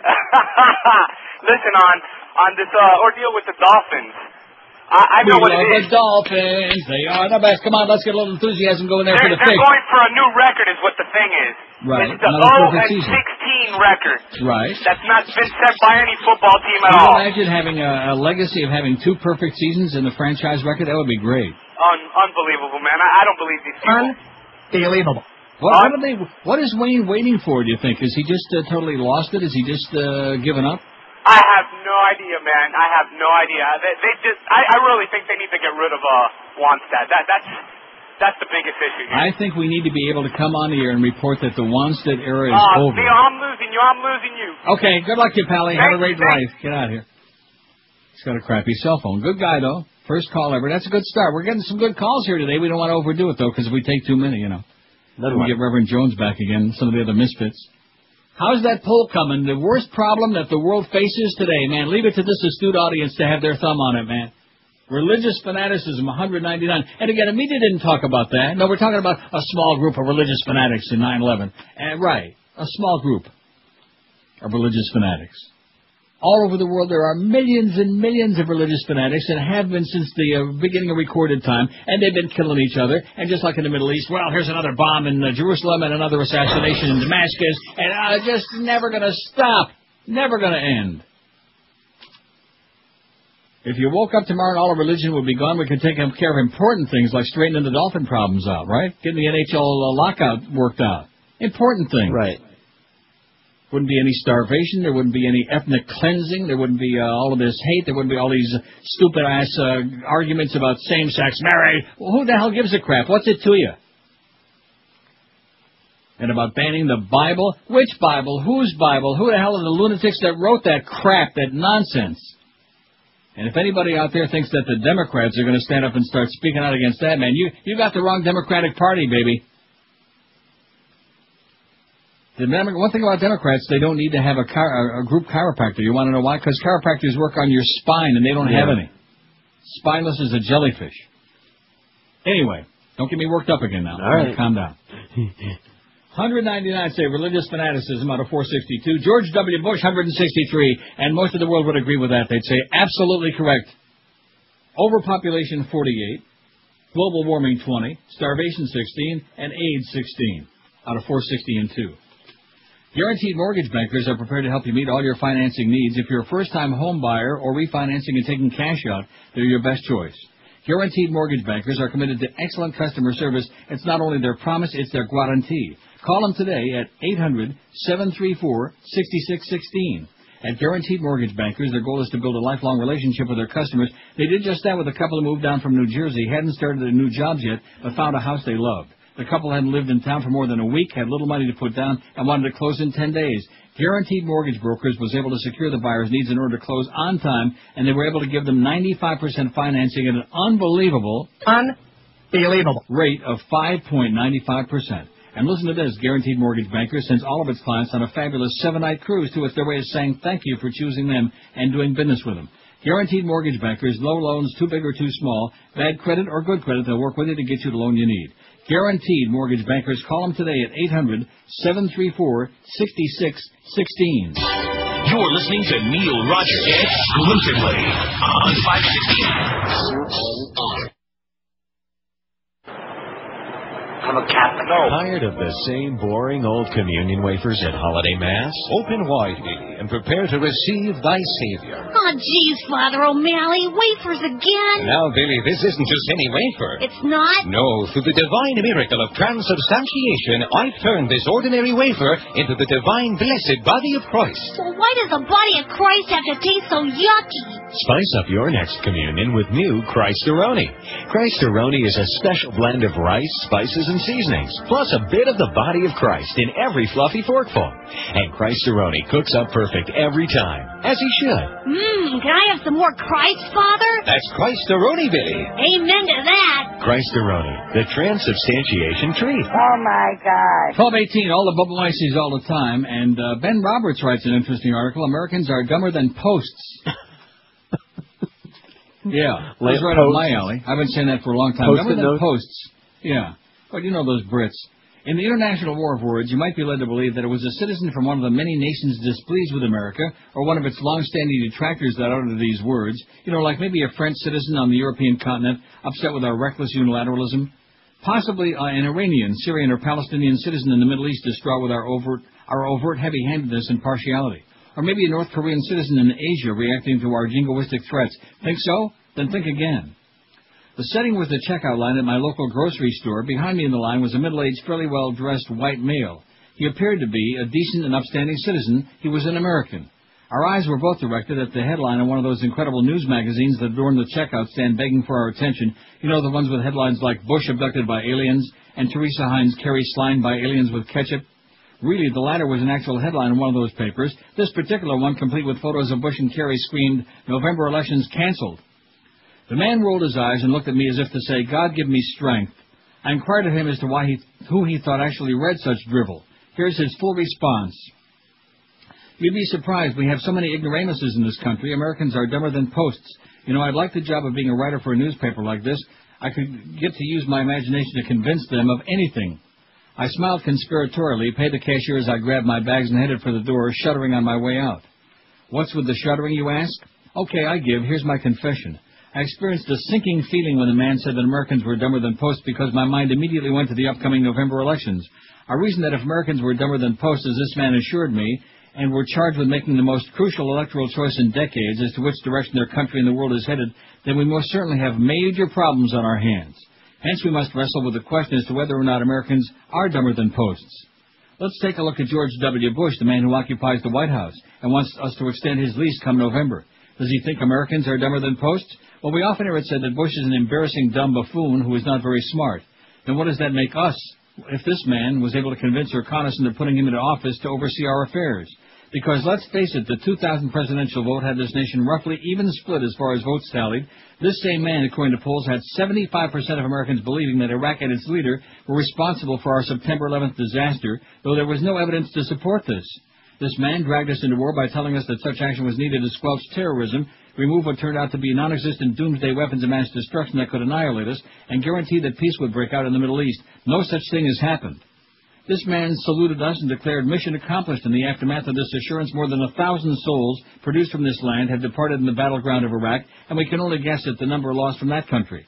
This man told us that he's a great commander-in-chief who served his country patriotically as a guardsman while claiming that his opponent's unsuited for that role. This is notwithstanding the fact that he's unable to show that he served, and eyewitnesses insist on never having seen him, while his opponent led his fellow Americans in battle, saw them die, and saved them from the jaws of death in a hellish war far from home. Now that same man is telling us that he's done a good job of making our lives better, leading this country in the last 4 years, and will do an even better job if we reinstall him. Are Americans dumber than posts? And if not, is there a reason for George W. Bush to think so? I'm really wrestling with this one, but I think we have a winner, and it is... Americans are not dumber than Post, though sometimes their actions can leave us to wonder. At the recent Democratic convention in Boston, there were 4 protesters arrested, while at the Republican convention in New York, there were in excess of 1,800 arrests for protest. In no way can this mean that Democratic supporters are more radical than Republicans. Americans are smart, onto something, and know when they're being sold snake oil. Americans are not dumber than Post when our courts stop Bush and his crew in their tracks and disallow them from holding Americans indefinitely and incommunicado under the guise of national security and rule that this nation has to allow foreign detainees to have legal representation.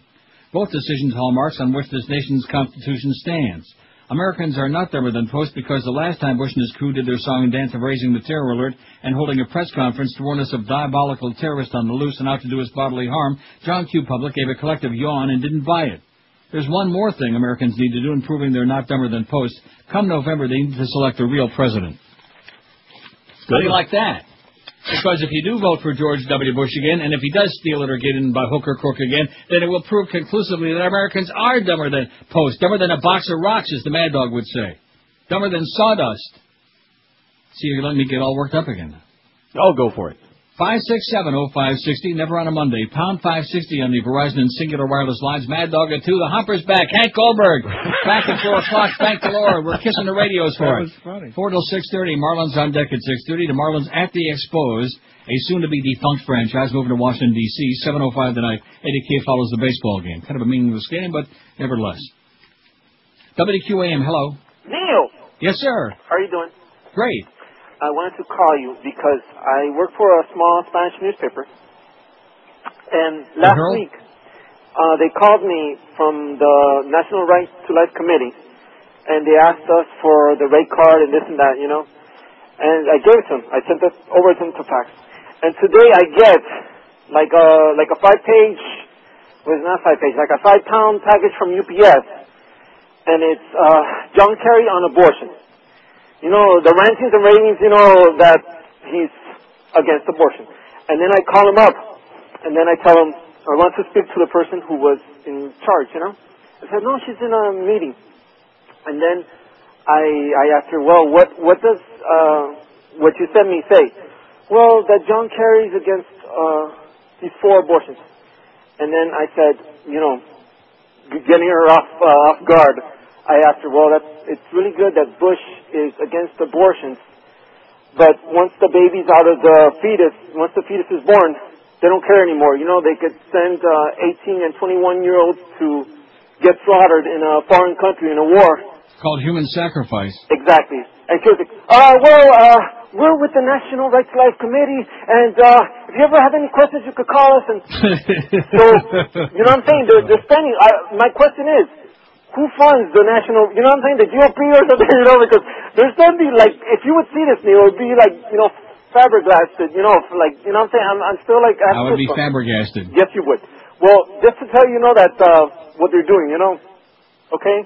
Good luck to you, Pally. Bye, Neil. You know what they're doing? I have no idea what they're doing. The fetus huggers, baby, the fetus huggers. We don't want that stem cell research. There's no such thing as global warming, but we love that fetus, baby. We don't care how many people are starving, how many people just died in Haiti or in Jamaica. We don't care how many people are starving to death and dying every day in Africa. We don't really care about ethnic cleansing, but we love the unborn fetus. Hey, here it's kind of like it's kind of like a race between the Pope and the born-again Christians, man. It's to see who can be the craziest and who can make the most unwanted babies. Well, I just asked Josh, and we don't care how many people are starving as long as they feed us. Yeah, and who's feeding you? McDonald's. You know, I guess you weren't watching Dr. Poopta this morning on CNN. You can't say that. I'm telling you. With your buddy Ricky Ticky Sanchez, when they were talking about trans fatty acids and when they were excoriating McDeath for the lies that they made about all the promises they made about cutting down the trans fatty acids, and they're going to do this, and they're going to stop frying it in all that deep saturated oil because trans fatty acids will clog your arteries. And at any rate, so what are you eating? Deep fat fried fries. Oh, you and them fries, man. I hope you're dipping them at least in that brown sauce, or maybe at least made some of that mayonnaise. Oh, in Montreal, they got that brown sauce, and then they got that smoked meat. Yeah. Hey, you may laugh, but I'm going to tell you one thing. Even though the people there are grotesque, although I fit in pretty good, but they're grotesque and bizarre and frogs, and they speak frog. Man, what a place for eating. The food in Montreal is spectacular. So, I'll put it on your itinerary for your world tour. You're listening to Neil Rogers exclusively on QAM.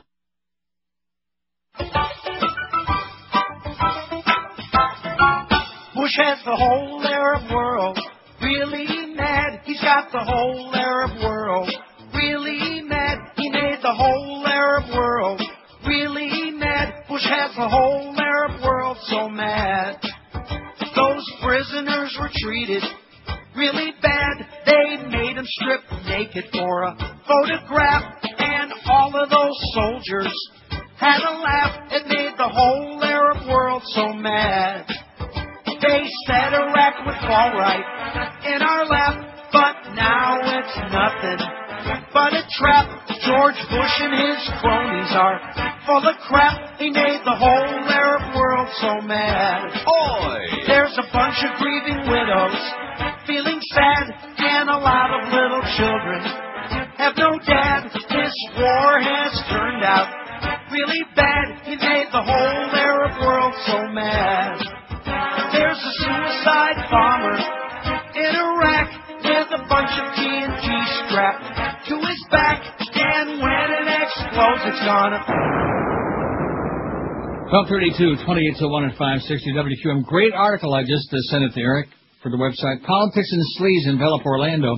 Not that the Republicans or Democrats would be up to dirty tricks, you understand that. No, but the Republicans have just gotten a lot better at it. Andrew Gumbel reports from the heart of Florida for the Independent UK. Why is it always in the Brit papers? Why is it in the French papers? Why is it in the... Oh, I see. In Orlando, the Florida home of Disney World and a vital political battleground, the campaign for the November presidential election is getting sly, nasty, and very, very personal. Normally at this stage of the proceedings, Ezzie Thomas, a well-known character on the predominantly African-American west side of town, would be out chatting to the people, registering them to vote before the October 4 deadline, and helping them with absentee ballots if they don't think they'll have time to make it to the polls on Election Day.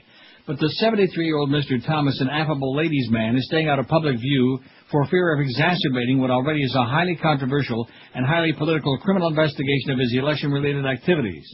A similarly low profile is being taken by Steve Cleland, the head of the local firefighters union. Last week, he didn't even dare attend a local appearance by John Kerry, the candidate he's supporting for president, in case it added to the legal troubles facing his own organization. The firefighters are also subject to a criminal investigation, the chief allegation for which no evidence has been produced, being that they colluded with City Hall to set up an illegal slush fund for political campaigning. What makes the troubles facing the two men especially sinister is that they are declared Kerry supporters with the power to bring in hundreds, if not thousands, of voters for the Democratic Party. The investigations are being conducted by the state police, known as the FDLE, which reports directly to fat-ass Governor Jeb Bush, brother of President George W. Bush. The Republicans, of course, deny the investigations are politically motivated, but even they acknowledge that a chill has spread through Orlando's overwhelmingly Democratic black voting community after a flurry of unannounced visits by armed state police to at least 52 homes whose mostly elderly residents had signed up for an absentee ballot with Mr. Thomas's help. I want to read that paragraph again. Would you? The Republicans naturally deny the investigations are politically motivated, but even they acknowledge that a chill has spread through Orlando's overwhelmingly Democratic black voting community after a flurry of unannounced visits by armed state police to at least 52 homes whose mostly elderly residents had signed up for an absentee ballot with Mr. Thomas's help. The Republicans have been hard put to explain what exactly the two men have done wrong. The media's aired official allegations ranging from vote fraud to campaign finance irregularities to racketeering, but no charges have been brought despite exhaustive investigations. A grand jury examining the allegations concerning the firefighters union concluded that no laws have been broken, which has not deterred the FDLE from pursuing the case. It's impossible to understand what's going on without considering the broader political picture. Orlando was slap bang in the middle of the so-called I-4 corridor, the line of Florida cities running along Interstate Highway 4 from Daytona Beach on the Atlantic coast to Tampa on the Gulf of Mexico. The I-4 corridor is regarded as the hinge on which the outcome of the presidential election in Florida will swing, and Orlando, with surrounding orange counties, consider the corridor as bellwether city. So this is the key swing city in the key swing region of the key swing state that will determine whether or not George W. Bush wins another 4 years in the White House. Little wonder passions are getting heated, given the unholy electoral mess Florida produced in 2000, and given the state's sordid history of voter fraud and systematic disenfranchisement, especially of black voters. Both parties find themselves voicing the suspicion that the other side will try to steal Florida if only they can figure out how. It's a blood sport, said Joe Wiegand, a prominent Orlando lawyer who represents both Mr. Thomas and the firefighters. It goes on for pages, like 5-6 pages. It'll be on our website. Politics and Sleaze Envelop Orlando by Andrew Gumbel, Independent UK. How unusual, huh? Let's just keep all you darkies home on Election Day, and I say fight back. Just grab them off the streets, drag 10, 15, 20, 100 dark folks and make them vote on Election Day. Right? Right. Or else. Do you realize the election is 5 weeks from tomorrow? Mm-hmm. Isn't that kind of a scary? Rhymes with the last candidate to debate, and of course this Thursday night in Coral Gables, you got the first of the big debates, and they all keep saying this is the one that really counts. This is the big one. That's what they keep saying. Yeah, they do. Well, at least that's what they say. And of course, isn't it appropriate that's in that great bastion of higher learning and political hotbed, Coral Gables? In fact, I think that would be a good time between now and Thursday. You got 3 days to be driving up and down Dixie Highway, see if you can find the UM campus. The last candidate to debate, John, I think it's over by that pizza place. Right. What is it again? Uno's. The Big Cheese? Yeah. The last candidate to debate John Kerry lost an epic race to the Massachusetts Senator in 1996, which left William Weld wondering about the what-ifs of political history. When I called Senator Kerry on election night to congratulate him, the first thing I said was, John, I may have just made you president, Weld recalled.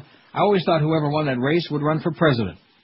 When George W. Bush, the underdog candidate for Texas governor in 1994, debated the incumbent sharp-tongued Ann Richards, many Democrats admit they underestimated the GOP challenger. They did it again when Bush took on Al Gore in the presidential debates in 2000. I think Bush destroyed Richards, said George Lakoff, a linguist at the University of California who has studied the president's debates. He could play Bubba. He also knew his stuff. He turned every issue to his advantage. Examining the performances of Bush and Kerry in previous debates offers clues on how they'll perform in their first big showdown Thursday night in Coral Gables. After all, if Weld and Richards had prevailed, voters probably wouldn't be facing a choice of Kerry or Bush. And that wouldn't be all bad. Each campaign is now playing the low expectations game, portraying its opponent as a great debater and lowering the bar for its candidate. Kerry recently said Bush had never lost a debate. Republicans point out that Kerry was a champion debater at Yale, and Bush strategist Matthew Dowd called Kerry probably the best debater ever to run for president, better than Cicero, the Roman orator. I thought maybe you talked about Cicero, Illinois, home of Sportsman's Park. Ever been to Cicero? No. Oh, there are a lot of black folks there. I sure hope they all vote. In the low expectations game, you win just by showing up and not drooling, Donna Brazile, Gore's campaign manager in 2000, said. That's right. Oh, no, seriously, it's like when Reagan debated against Mondale, I forget which debate it was, the first or the second, but the deal was as long as he could stand up and didn't fall down, Reagan won the debate. And he stood up. Anyway, Donna Brazile says, you just win by showing up and not drooling. Bush looked presidential in the 2000 debate, so we got the big benefit of the doubt. Both Kerry and Bush have strong track records as debaters. Bush is better known to voters, so Kerry may be the surprise this time around, said Barbara Kellerman, a Harvard professor who's written about leadership skills. Weld is the expert on Kerry's debating abilities. In 1996, they held 8 debates during a campaign that became a political classic. Weld, a popular articulate governor trying to knock off Kerry, the incumbent senator. John Kerry is a master of substance, Weld said. He's not at all wooden in debate. He's like Brer Rabbit in the briar patch. He regularly goes for the jugular. He's very, very quick. I wonder how Remus feels about that. Weld recalled a key moment when he thought he scored a major point against Kerry for the Democrats' opposition to the death penalty. Weld named the mother of a policeman killed on duty and asked how her son's life could be worth less than the killer's. Don't lecture me about killing. I know something about killing, Kerry shot back with an obvious reference to his Vietnam combat experience. He said the killer was scum who should be locked up forever. Kerry is a master of the fine art of changing the subject, Weld said. By the time he finished, everyone had forgotten what the question was. Weld said he had to watch the tapes of the debates later to realize just how well prepared Kerry was. Preparation is also a plus for Bush, who surprised many observers with his performance against Richards, a former college debater, in their 1994 encounter. He was articulate. He made no major mistakes. Abu Ghraib. And he stuck to a few points and hammered them over and over, said Mary Beth Rogers, who was Richards' campaign chairman. He still does that today. Lakoff, who studied Bush's speaking style, concluded, he's a formidable debater. He understands the structure of debates and how to turn things to his advantage. He also communicates and connects with people emotionally. Lakoff and Kellerman said success in debates is all about conveying trust and making emotional connections, not laying out a 4-point program for every issue. And Bush knows that, they said. Kellerman pointed out a couple of weaknesses each candidate needs to work on. Kerry needs to be more accessible, approachable, less Gore-like, she said, referring to Gore's lecturing style in the 2000 debates. If Kerry is haranguing the audience, he'll bore them to tears. She added that Kerry's recent speeches on Iraq have had a sharper focus and were more persuasive than previous efforts. Bush, he said, has to reassure voters that he's up to the task of handling Iraq and other problems in a resolute way, and that's his strength as long as the Democrat is too rigid. He used the Republican convention to scare people, Kellerman said. His task may now be the opposite, to comfort and reassure people that he won't get us into trouble. And unlike Fredo, he's not dumb, he's smart. Abu Ghraib. Right. The Howard Stern Show. Neil Rogers, mornings and middays. And sports around the clock. 560 QAM. Hello, this is Albert Qaeda from Taliban Records, inviting you American infidel to buy latest Cat Stevens collection. You know Muhammad is right. Let's take your head off your body. Got a machete with a real sharp blade. How I wish I had an American hostage. Make those infidels pay. Also including this classic. I was on the airplane and suddenly was detained. They're mad 'cause I converted and wear a towel on my head. I'm being followed by an F-16. What do they want with me? The money from your purchase does not go to fund terrorism, really. It's not time to get off the plane. Just relax and take it easy. You're just dumb, that's your fault. It wouldn't happen if I were a Jew. Fine dark skin and a rag if you want a detainee. Another variation on a classic. I ask myself every day which American should pay. Tell me, who would Muhammad slay? I'm cutting through the neck of a woman.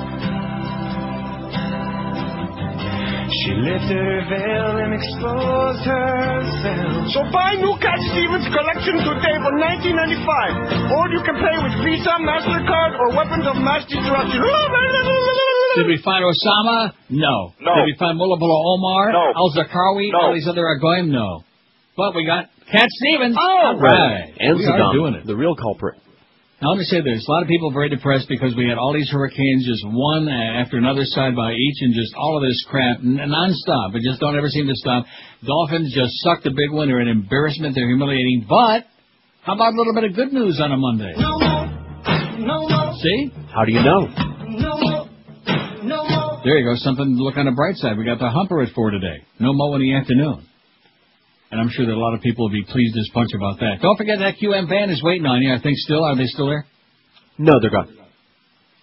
They're gone? Good thing you asked. Well, there you go. But they do still have gas, though, at the Chevron station, even though you won't see the QM van, though, if you want to gas them. Now, is there a problem getting gas today, or am I dreaming? Not that I know of. Maybe you know how it is. a lot Every of time we places have one of are these sold out, hurricanes, right? the gas stations sell out because all the panic people start Friday and then Saturday morning, and they run around, they top off their tank, even if they're not going to be going anywhere. Which is a little bit. I can understand, though. I can understand why people panic, get hysterical.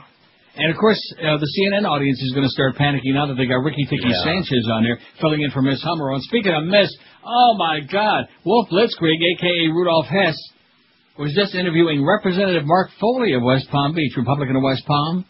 I had never seen her speak before, Miss Foley. Wow. Who are you kidding, sweetheart? What a screamer. Man, I just mentioned that in passing. 5670560, pound 560 on the Verizon and Singular wireless lines. Come out, all you closet Republicans, you. Man.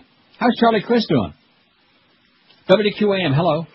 Hi, Neil. You're a little too far gone, but we can probably save George. Yeah, okay. He's out. He's what? What happened to him? He's gone. WQAM, hello. Hey, Neil. How are you? Okay. You know how, like, when you see someone on TV and then when you see them in person, how different it is? Yeah. How different they appear to be? Uh-huh. Well, last night we went with the family to the ale house for some dinner, and your friend, the fat slob, Hank Goldberg, was there. Okay, good. 5670560. We're ecstatic to have the fat slob Hank Goldberg back on the air at 4 this afternoon. Okay? Oh! See, this is the South Florida audience. We finally are starting to get things straightened out and already peeing on a parade. Oh, you guys are a little bit too happy. Yeah, right. See, when you're on radio, it really don't make any difference how fat you are. In addition to which, Hank is still not too fat for ABC and ESPN, so he must be doing something okay.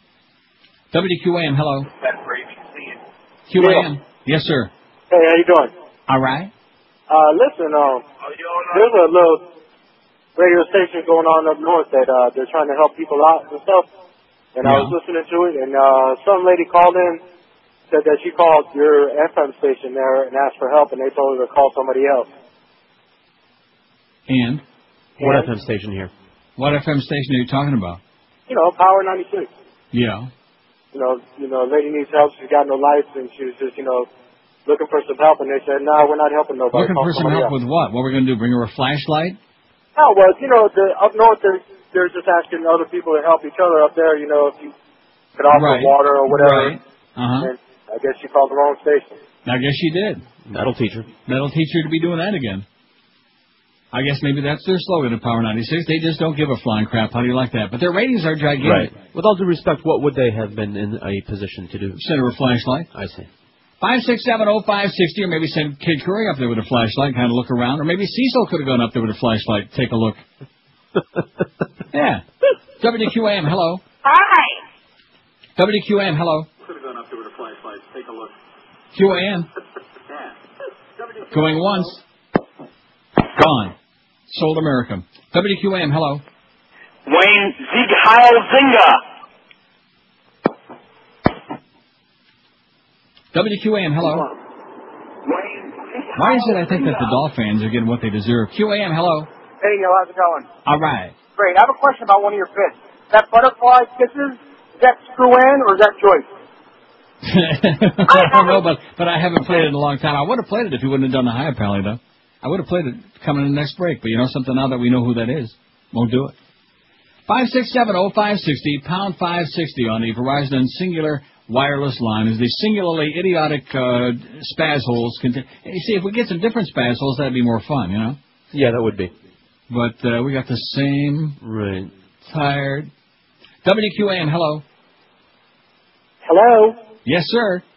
Yes, I think that if Wannstedt gets fired, I think we should get Dick Vermeil or John Gruden or maybe Bin Laden as our coach. Okay, that's great. Okay, Bin Laden, he'll kill him. 5670560, pound 560 on the Verizon Singular Wireless lines. Was that was Mark Foley. Supervisor of elections in 67 counties can't handle the proper Look job. at her, man, oh man, what a prissy, silly queen. WQAM, hello. Hey, Neil. Yes, sir. Hey, I don't know if you happened to see Meet the Press yesterday with the lying General Abizaid just lying through his teeth about how great things are, and of course, as they all do, blaming the press. It's all their fault for what's going on over there and the images that are showing. And how dare John Kerry and Joe Lockhart not suck up to Ayad Alawi and talk about what a slimeball he is, what a stooge.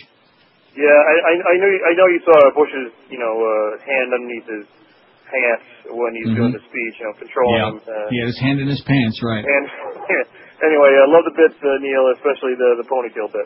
All right. See ya. Have a great day, Pally. Yep, thanks. Okay. Carl Hyacin writes, you know him. I do. In the Herald, no less. You know that. Well, I apologize for that. Nader plays crucial role in Bush re-election plan. See, isn't it interesting that I can read some of these great stories there that seem so intellectual and so important and so meaningful? Because I know that 99% of the audience isn't going to go to our website or any other website or any newspaper and read anything. And maybe like 10 people out there might actually be influenced by it. And then, of course, we intersperse some of those great calls like, hi! And, of course, our all-time favorite. Hi, Pally! That one. Although he don't listen anymore. Yeah. Carl Hyacin writes, Glenda Hood is sleeping easier these days now that Ralph Nader is back on the Florida ballot.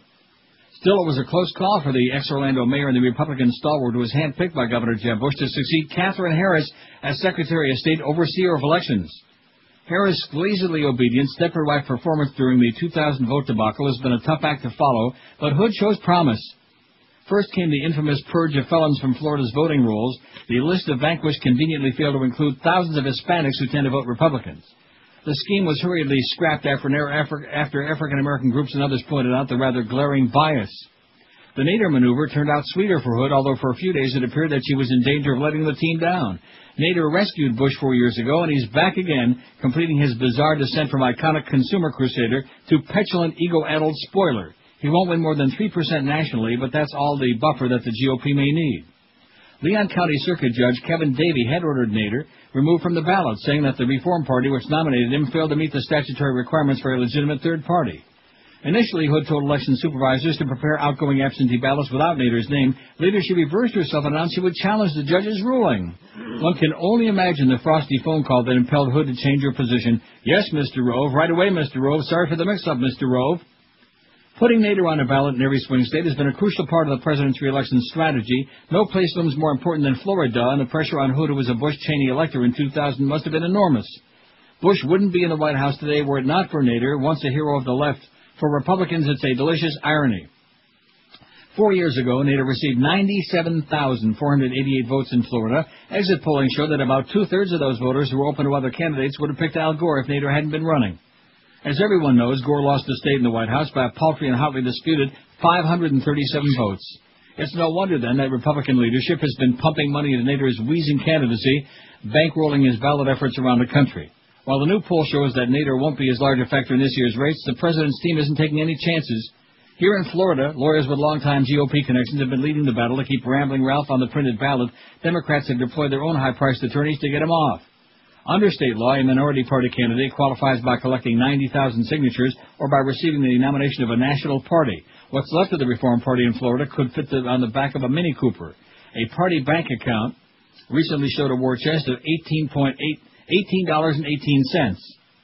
Nader was nominated by conference call, and college kids were hastily recruited for a pretend convention. $18.18. Judge Davey, a Democrat, ruled that the Reform Party failed to meet the state requirements and that Nader should be off the ballot. The judge wasn't pleased when Hood basically overruled him. She told frustrated elections officials to include Nader once again on the absentee mailouts pending a new judicial hearing. When the Florida Supreme Court abruptly stepped in, it must have sent chills down Hood's spine. 4 years ago, that court rebuffed GOP efforts to block a recount in the presidential election, sending the Bush camp scrambling to the U.S. Supreme Court for salvation. This time, though, the Florida justices didn't side with the Democrats. By a 6-1 majority, the justices ruled that the law defining a national party is so hopelessly fuzzy, it would be unfair to exclude the Reform Party. So Rambling Ralph hangs on, his sham campaign financed now saved by the same Republicans he so piously vilifies on the stump. He presents himself as the only candidate with true integrity, yet he's plainly no better than the others. He'll take money from anybody. You won't see Nader in the debates because he'll never reach the required 15% standing in the polls, and you won't see him in political commercials because he can barely afford bumper stickers. But you will see him on the Florida ballot, much to the quiet relief of Hood. Her final test comes on November 2. In the event of another contested outcome, she'll be expected to be a good party soldier, just like her predecessor. Do what you're told to do, say what you're told to say. For her robotic loyalty, Harris was launched to Congress. Such a lofty reward may await Hood, too, if she's called upon to thwart another recount, writes Carl Harrison in the unctuous Miami Herald. You're listening to Neil Rogers exclusively on 560 QAM. The 1 to 2 hour.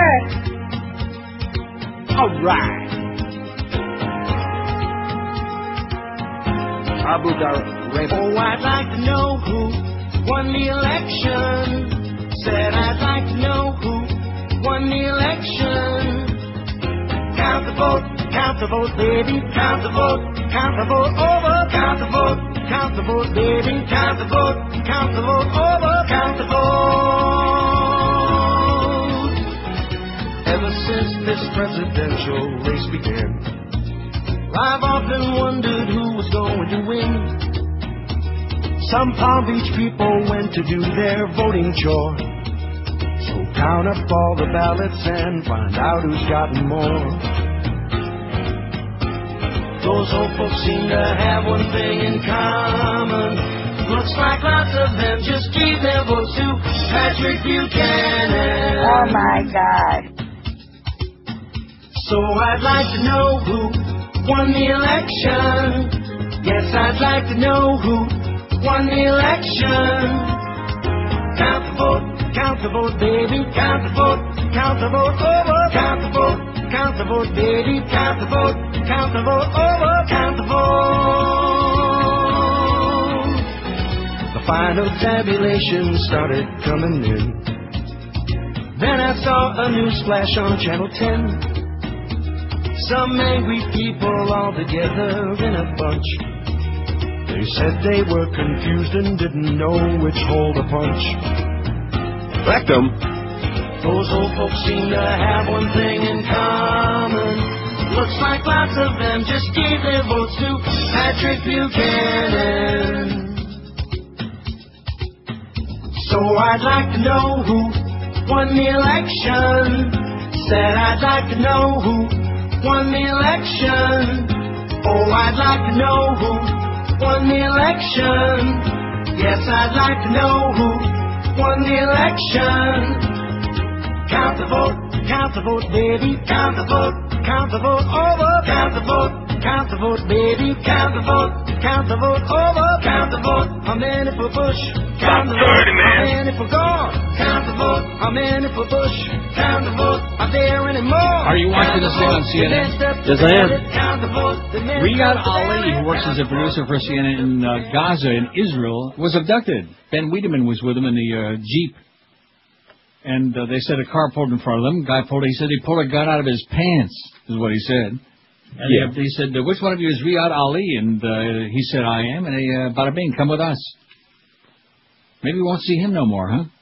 Maybe they just want to talk to him. Maybe they just want to have a chat. Right. Maybe Clemens is waiting for him in the back seat of their vehicle. You never know. Who knows about these things? Anyway, we have 600 and some odd votes on the poll. 636 to be exact. What's the greatest problem the world faces today? Religious fanaticism, 278.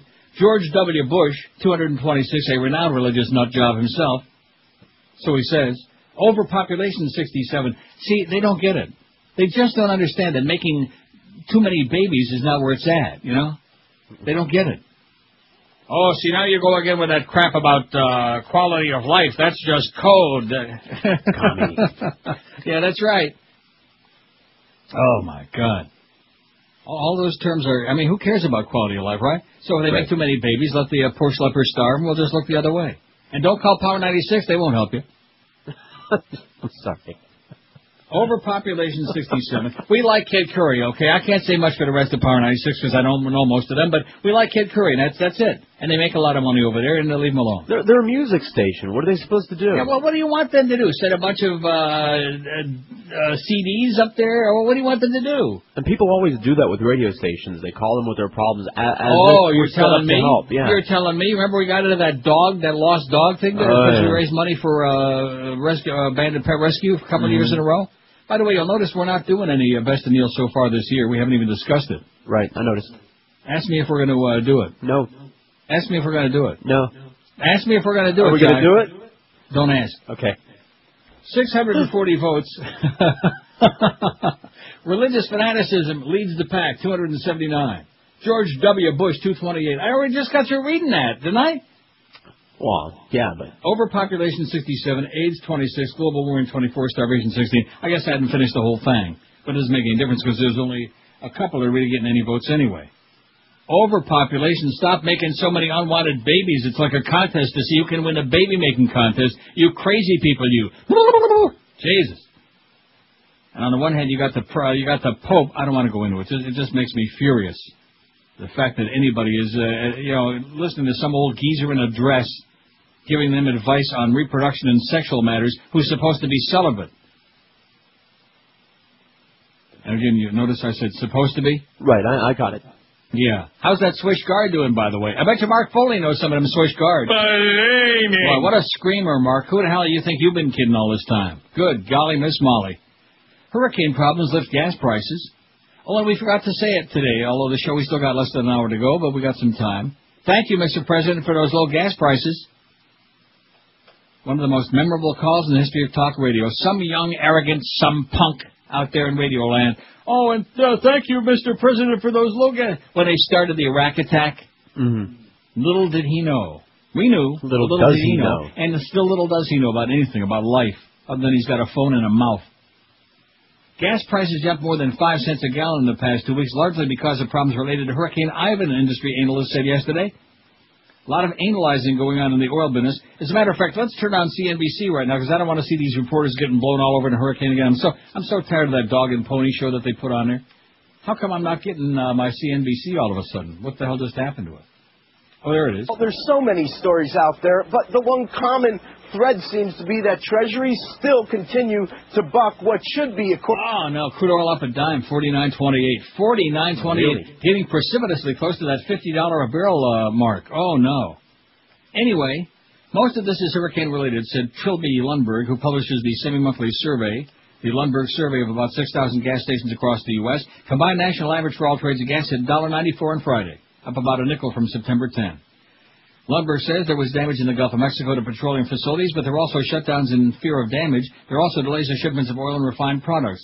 The average national price per self-serve regular, the biggest seller, reached $1.91. Mid-grade average was $2.01, and the premium was pegged at $2.10. $2.10 freaking cents a gallon of gas. Thank you, Mr. President, for that big bargain because we got that Iraqi pipeline going. We didn't get that one going too good. We're not benefiting too much there because they keep blowing it up. But thank goodness they got that one through Syria back going up into Israel again. That was good. That's the important stuff, right? Of course. Pretty well in this area. We are right in the heart of the Big Bend, about 95 miles. Yeah, well, bend this. 5670560, pound 560 on the Verizon Singular Wireless lines. WQAM, hello. Wrong line. QAM, hello. Hey, Neil. Yes, sir. Oakland Park. Hello? What about it? What about Oakland Park? It's a place. I'm calling from Oakland. Oh, I see. Let's go to Oakland Park. It's Reverend Jones again. Hey, Neil. Reverend Jones. Keep trying, baby. Keep trying, man. I'm as sharp as a matzo ball, so you're not going to get by me. No chance. Must have the day off today. Yeah, maybe, maybe he got blown away during the hurricane, or maybe just, WQAM, hello. Neil, what can I do for Brown? You want to translate that one? I wish I could. Maybe he's talking about Jerry Brown. That one you know, Josh? I can't help you. We're covering a lot of all the generations here. Maybe we need to get an interpreter, okay? 5670560. Come on, let's get these phones flaming here, man. I'm giving you this hour of a good part of it. I got 80 million bedtime stories here, a hell of a lot more important than old Brownie Hound there, whatever the hell I was. Wasn't that the Brownie Hound? WQAM, hello. Hey, Neil, how you doing? Okay, sorry, Joyce. Yes. About a couple of weeks ago, I heard a great commercial on 610 Audi. It started off with saying, Rush lost weight, and you can, too. I'll be damned. And his ratings are, you ought to see the diet that's going on there, his man. ratings lost weight. Yeah. Oh, yeah? But, I mean, what kind of diet are they crazy. What kind of diet plan are they selling it over there? Pop a bunch of pills, and you can lose a bunch of weight, huh? You got it, man. That's it. Hey, I just had to share that with you, Neil. By the way, we'll be giving out Wilma's number before the hour ends. Oh, no, don't do that, please. Yeah, okay, good luck, you pal. And if you can't find Wilma, George has got some good contacts. 5670560. Pound 560 on the. I prefer to stick with the glasses myself. Why didn't you wear contacts now? Oh, that's right. I forgot she's dead. Why don't you get laser surgery? WQAM, hello. I'd like to contribute to the poll. Yes, sir. Go right ahead. Okay. Beef steak, Charles. Thank you.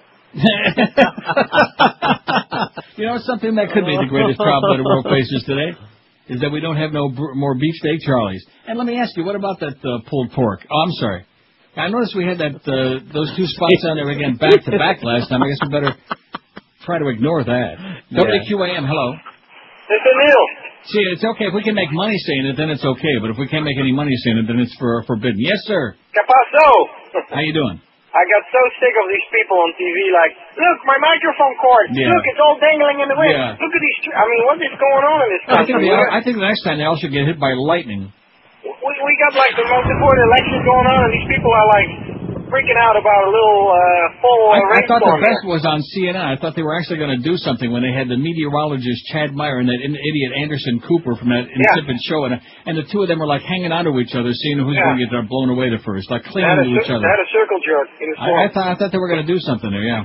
Okay. I don't think we're going to put that on there. Well, I could have, I guess, but I just I don't know. After the Brownie Hound, I don't want to get Joyce too upset. It's only Monday. Well, you know how it is.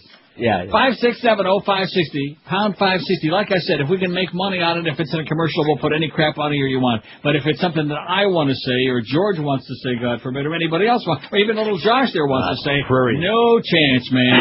Yeah, there's the old Joyce buzzer. Yeah, I'm sure she's been called the old buzzard before. Bitch. Hey, right now, Armstrong Ford of Homestead would like to clear their lots and sell off all their remaining 04s, because let's face it, the year's getting close to the end. Here's some of the great deals. An 04 F-150 pickup, you pay just $1 over invoice. New 04 Explorers, just $1 over invoice. Rangers, Crown Vics, Tauruses, and Focuses, all waiting for you at just $1 over invoice only at Armstrong Ford of Homestead. Plus, Armstrong Ford offers more value to its loyal customers, and even those who aren't quite that loyal. When you buy a Ford from Armstrong Ford, you'll get their exclusive tires and batteries for life program that is absolutely correct. You get tires and batteries for life. The value you get at Armstrong Ford doesn't stop there either, because they continue to offer you a free Florida Sun Pass with any vehicle you buy. If you're pressed for time, all you got to do is make one easy call because they know your time is valuable. They'll deliver your new vehicle right to you. Just call and shop right over the phone at 305-247-5112. 247-5112. And don't forget that Armstrong Ford Homestead is locally owned and operated. They'll give you personal treatment. They treat you just like family, and I guarantee I'll bet you Clarence's life on it. You won't get a better deal on a Ford anywhere, no way, no how in South Florida. No bait and switch, no phony deals. It's all waiting for you at Armstrong Ford Homestead. You'll find them at 30725 South Dixie Highway, just 20 minutes south of the 836. Check them on the web, armstrongcars.com, and then drive just a little and save a ton on that new Ford only from our friends at Armstrong Ford of Homestead. You're listening to Neil Rogers on 560 QAM. It's day in Miami town. All right. At 560 WQAM. We have a different point of view. Now we're certain our lives are through. I'm dying on the hill. I've been so long. Bye, bye, bye, so long. See you in the shower. See you when they get about to you. Here we are in the stall patiently waiting, asphyxiating when the goblins are displaying. Who stepped in line? But remember, there is danger in what you're seeing on Fox News. When I see you in the shower, here's a tip for you. You won't need a towel. As will come for you. Can't go to centers and kidney juice. Bye bye, I'm dead so long. Bye bye bye, so long.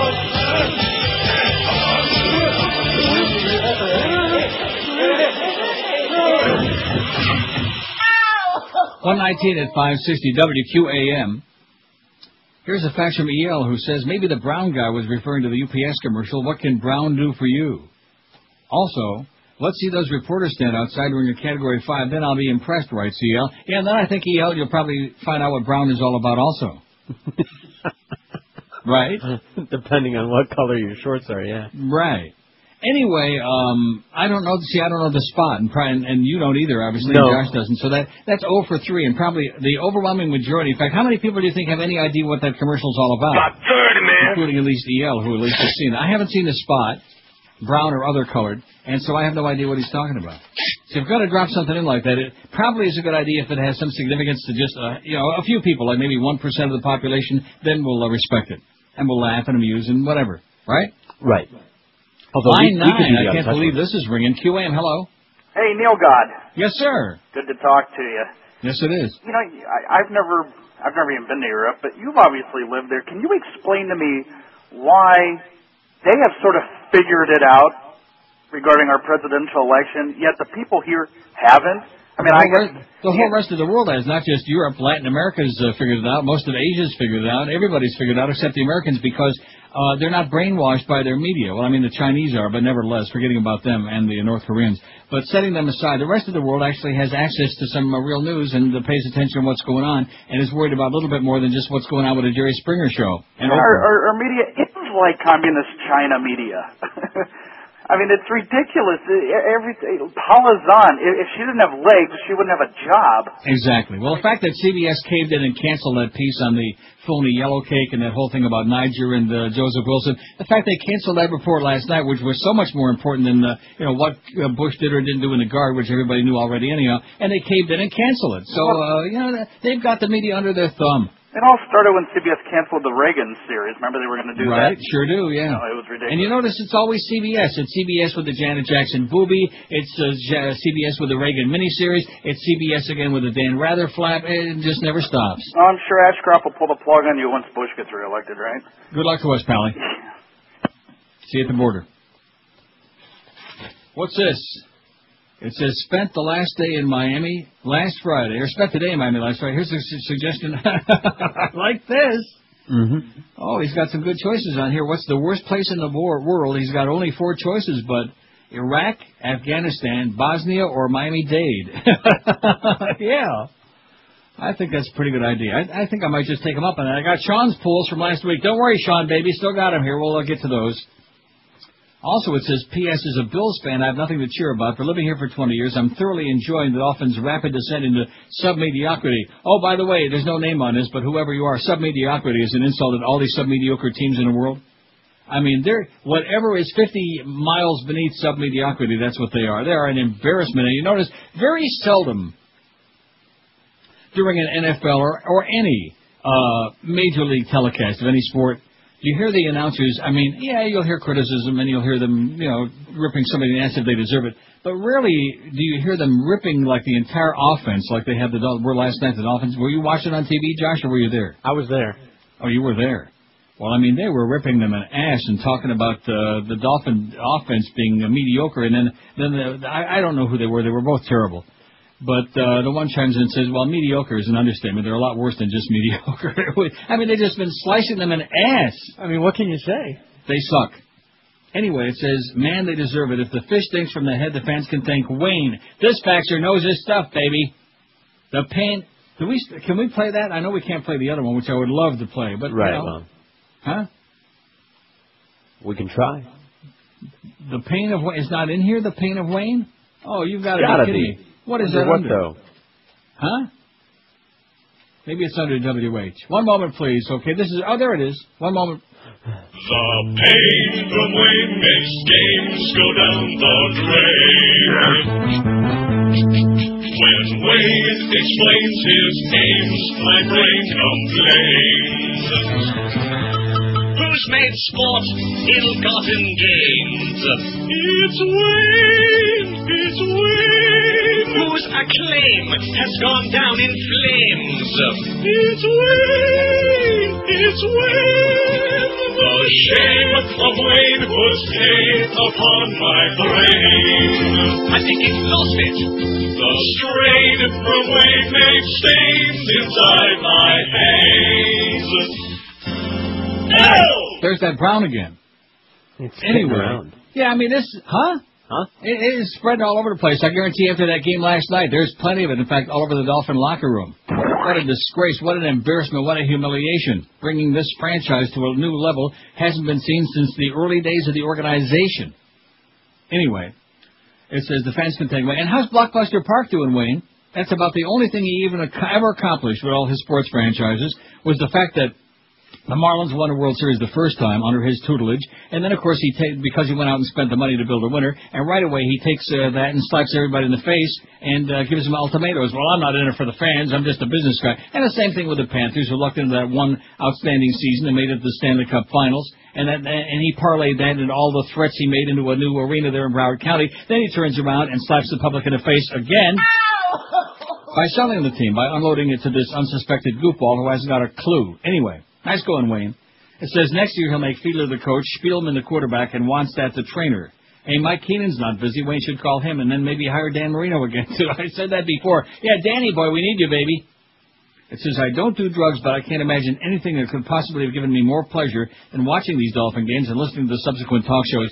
Amen. I haven't heard the talk shows, but I can only imagine. But I watch the games. In fact, very seldom do I watch the Dolphin game in its entirety, because obviously, as you know, I'm a Patriot fan, have been for about 10 years.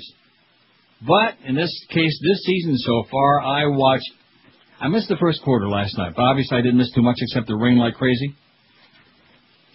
And I guess the fans, those who braved the hurricane, the aftermath of the hurricane and the inclement weather and the rain, I guess they knew that it wasn't worth sticking around for, huh? No. After they smelled the stench of that first quarter, that scoreless first quarter. But, hey, they did get the field goal, baby. Olenda Mare kicked that one field goal. They're doing it. I mean, it's not a whole bunch, but, 3 points is a start. 126 at 560 WQM. You want to know more about following a low-carb diet? You want the best-tasting, largest selection of low-carb foods at the best prices anywheres? Then head for Delights of West Boca. Whether you're starting or restarting the Atkins, the Sugar Busters, the South Beach, or any low-carb, sugar-free diet, Delights of West Boca has always been the #1 low-carb store in South Florida. We know you can shop in your local grocery store, but if you want a better selection, and I'm talking about zillions of products that you're looking for, if you want to be able to try before you buy, and you want your questions on low-carb dieting answered with the friendliest customer service anywhere, then this is the place for you, the low-carb headquarters, Delights of West Boca, where you'll find over 1,200 great products like Carbolite ice cream, breads, pasta, chocolates, brownies, cookies, and lots more. Delights is open every day, 7 days a week from 10 till 10. They're located on the northeast corner of Glades and 441, right next to prestigious Boston Market. And how many sides do you get with that order at Boston Market? Or call them toll-free at 1-877-LOW-CARB, or on the web, it's lowcarb.com, LOWCARB. There's only one, but what's a hell of a store. Delights of West Boca, it's your official Atkins Retail Center. You're listening to Neil Rogers, exclusively on 560 QAM. Would change their mind and decide they wanted to build this facility, I will not play here. Because I will not have you guys looking at me for the next 10 years saying, here's a guy that said one thing and went out and did something else.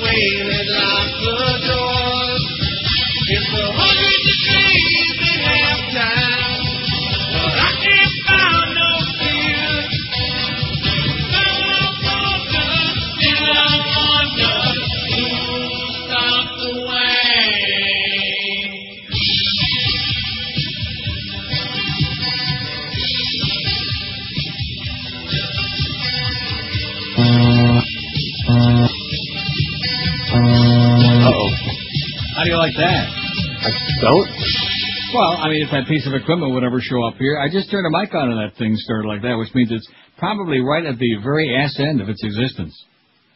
And George Corso says, oh, well, we finally got it shipped out on Friday. He took it to, and then, of course, it has to clear customs and all that other. And we've only had a problem for, what, about 3 weeks now, I would say? 3 weeks is the day that started doing that crap. Yeah, should have let the brown help him. Yeah.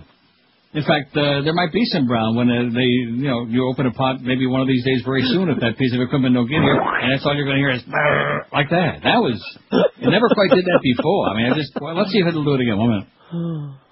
No, it didn't happen that time. Well, don't try to make it happen. What? No, I'm just turning a mic on and off. It's one of those things that one has to do when one doesn't have somebody else turning the mic on and off for them. Like some of the broadcast imitators that... Some of them, yeah. Right. 26 till 2 at 560 WQM, your technically very slow station. We're going to get around to it. That piece of equipment, George Corso says it was shipped. It went out, but along with my talent check and all that other stuff. They're a little slow there. But then, of course, there's been the hurricane and Yom Kippur, at any rate. You notice how the hurricane was kind enough to wait till the sun went down Saturday night before it really started doing its thing? Yeah, but the power was not kind enough to wait till the sun went down. Wow, what time did your power go out? Like 5. Oh, no. Yeah. Well, they know you're going anyway, so they don't worry about you. The recent polls, this is by Stephen Crockett and Al Lawrence of Democratic Talk Radio, whatever that is. The recent poll showing a large Bush lead seemed to be designed to either discourage Democratic voters and or condition the American people for a Bush victory based on vote rigging. Now we're getting our thumb on it. The methodology that seems to be in use by Gallup and most other polling firms connected to large corporations are greatly overweighted to give Republicans excessive representation and don't give sufficient weight to Democratic voters based on historical voting trend. Polls by independent polling organizations that are using properly weighted samples like Zogby, Pew Research, Harris, and others are not showing a significant Bush lead, and some have Kerry ahead. While most political analysts predict the largest Democratic voter turnout in history, Gallup is predicting in their methodology that Republicans will be 7 to 8% more of the total electorate than Democrats actually voting on Election Day. Based on the most recent elections, Democrats have usually been 7 to 8% more of the total electorate when the actual votes were counted. The swing in numbers using Gallup's distorted methodology would tend to give Bush a fake lead in the neighborhood of 15%. As voters, we need to ask ourselves why Gallup would use a methodology that would almost definitely mean that their election predictions would be wrong. These writers are somewhat baffled in answering that question. Why would Gallup want to give the false impression of a Bush lead? It is interesting to note that James Clifton, who bought the Gallup organization, is a big Republican donor. He gave thousands to right-wing Republican Georgia Senate candidate Herman Cain. Cain ran as a huge backer of cutting taxes for the wealthiest Americans. This is essentially the same tax position supported with vigor by the Bush-Cheney ticket. The Bush administration has been rewriting the tax codes, labor regulations, and business laws to give more wealth and power to large corporations along with wealthy and powerful individuals since their first days in office. Polling outfits, media companies, and other owners have benefited as never before in history. Many of these entities and individuals are doing everything in their power to keep the Bush Republicans in power.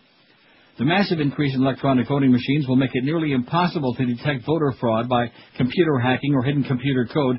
Many states are using machines that do not provide a paper receipt to voters. A top executive of one voting machine company at a Republican rally in Ohio promised to do everything in his power to put Ohio in the Bush column in November. He should have been removed as an executive by the company, but was not. Republican Senator Chuck Hagel has very close ties to another large voting machine company. He's a top former executive of that firm. These concerns would not be as serious if the computer codes used by voting machine makers were standard open source codes like in New Zealand and Sweden. In the United States, the vote counting computer codes are company property and not available to the average voter. Voters should be worried and watchful but not discouraged. The public will not tolerate massive vote fraud in America, regardless of any attempts at conditioning the public by the corporate media. Yeah. We're going to go out there and vote in such gigantic numbers. Now we're going to drag your ass right out of your seat and make you vote over and over again until you can't vote no more. Especially if you're poor, if you're dark, if you're like a schlepper, whatever. Right? Right. Right. You notice all the women callers we've had today? Zero, not a one. Zippity-doo-dah, man. Well, they're busy out there cleaning up all the trash from the storm, right, you think? Debris. Yeah, they're putting all putting their lives back together again. They're returning the unused plywood. They're returning all the unused water to Publix and Winn-Dixie. Doing those important things. 5670560, pound 560 on the Verizon Singular wireless lines. Which day will it be when the Wannstedt era comes to a screeching end in South Florida? WQAM, hello.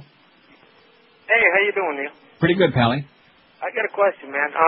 These Gallup polls, I really don't understand how they work and what do they represent? What percentage of? Can you just elaborate on it a little bit? What do you mean? Can I elaborate on them? I don't understand them. I'm a first-time voter. This is my first time I'm gonna vote this year. The Gallup poll presumes that there are going to be 7 to 8% more Republicans than Democrats showing up, which flies in the face of history. But so in other words, they're polling more Republicans than Democrats. So it doesn't take a genius to figure out why their poll show Bush so much farther ahead than all the other polls. Oh, okay, I see. And whatever happened to the drop, you used to have Mo doing I'm infected or something like that. I thought it was a great drop, and you just kind of abandoned it. No, we didn't abandon it. Well, we maybe abandoned it. You got to play that more often, man. Okay, I'm going to play it about 40 times for you. See ya. I'm infectious. Another one. If there's a but, I smell it. We forgot about that. Maybe that's why. I'm infectious. He's infectious. That might have something to do with it. Get it from fragrances now, can you? Well, you get your nose too far in there, you know. Oh, sorry, Joyce. Rectum. Sorry. Hey, listen, don't be picking on Mo, speaking of old Mr. Brownstein. What was they called? It was old Yellowstein in the King Mutiny, right? Yes, it was. Mutiny? Yes, Yellowstein. We got old Mr. Brownstein. He's doing a fine job of sitting back taking a check. And you know something? What did I say a few weeks ago? I said once the Dolphin season starts, he's going to need all the time he can to recuperate during the week because it's going to be a long, bastardly season, man. It's going to be ugly. And I was right, as usual. I had my thumb right on it, squarely, firmly. 20 till 2, we got the Mad Dog at 2. We got Hank Goldberg is back. Hey, stop it! At 4. He came back on Friday, but then again with a holiday, with a Jew holiday and the hurricanes and everything else, probably a lot of people weren't even aware that we sneaked him in there. And then at 6:30, he sneaked right out of there. Just make sure he did. It's like Dracula, needs to get home into the crypt before the sun goes down. And it was the same with the Humper. We had to get his ass out of the building in time before the sun went down, because otherwise he would be burning in hell and not enjoying his blintzes and gribbiness. Well, I haven't thought about gribbiness in a long time, you know? Yeah, well. Oh, my God. I wonder why. You want to get a really major league heartburn? Find a place. I don't know where you could ever... It's one of those things that an old bubby would have to make, and probably most of those people are dead by now anyway. You'd probably find a deli that still makes that. That makes gribbiness? There's got to be. I don't think so. Well, let's put the word out for it, okay? You'll have agita, man. You'll have a heartburn that'll last you for a lifetime. Well, I don't want to eat it. That'll take you... Why not? It's delicious. Yeah. It's like fried... It's like onion rings, only better. Fried up with, like, in chicken fat, Oh, man. Let's make Josh eat it. I'm game. You're what? If it's That's the second time today he said something like that. What, yeah. Are you trying to give us a message? Wow. I think that Dolphin game turned him around, so to speak. 20 before 2 at QAM. If you're planning on replacing your carpeting because it's old, maybe it looks kind of schmutzy, maybe you're thinking about having your carpet area rugs and drapery. Oh, no. Professionally cleaned. See, I'm telling you, it's on the way out. It's just about finished. Call our good friends at Dry Concepts. Dry Concepts is the best in the business in bringing your carpeting back to life. The only ones I trust with my carpeting over 20 years in a whole bunch of different homes. So sanitize your home today using Dry Concepts certified trained technicians who will dry clean your carpet. Same idea as dry cleaning your clothing. They leave your carpets looking just like brand new. Vibrant in color, they smell lemony fresh, they're soft to the touch, and they dry in just a couple of hours, so you really can clean today, entertain tonight, and you never have to worry when you call Dry Concepts because there are no rip-offs, no scams, no tack-ons at the end of the job. They give you a written guaranteed price up front, so when they leave, you know exactly what it's going to cost you, and you look around and think you had brand new carpeting laid on the floor. That's how good it's going to look. Call them today, toll-free. There's nobody in the world any better. Call 1-800-248-5071. That's 1-800-248-5071. Or on that wicked web, it's dryconcepts.com. You're listening to Neil Rogers exclusively on 560. Finally got a call here. The number one rated Mohammed David in the show. At least according to my aspirations. Stay away from me. I don't even know how you have children. Miramar, hello. Yes, I want to take on Jay Fiedler. Oh, well, Jay Fiedler is a great quarterback and a good Jew. I like Jay Fiedler. Well, not to mention he's got extraordinarily smooth buttocks. Oh, yeah! You gotta be careful what you say here. Oh, Tito, thank you, Mo. No, wait a minute, don't go. But I have nothing else to say. How about this? How's the weather down there in Miramar? I'm right down the street from you. Oh, yeah. I have to go. Oh, wait, by the way, something. No, I have to go. Look, I tell you what, I'll hold you over the break. How's that, huh? I'll give you one of my old tank T-shirts. How's that? Bye. No, wait! That was the only caller we had. The veins on your nose is growing again.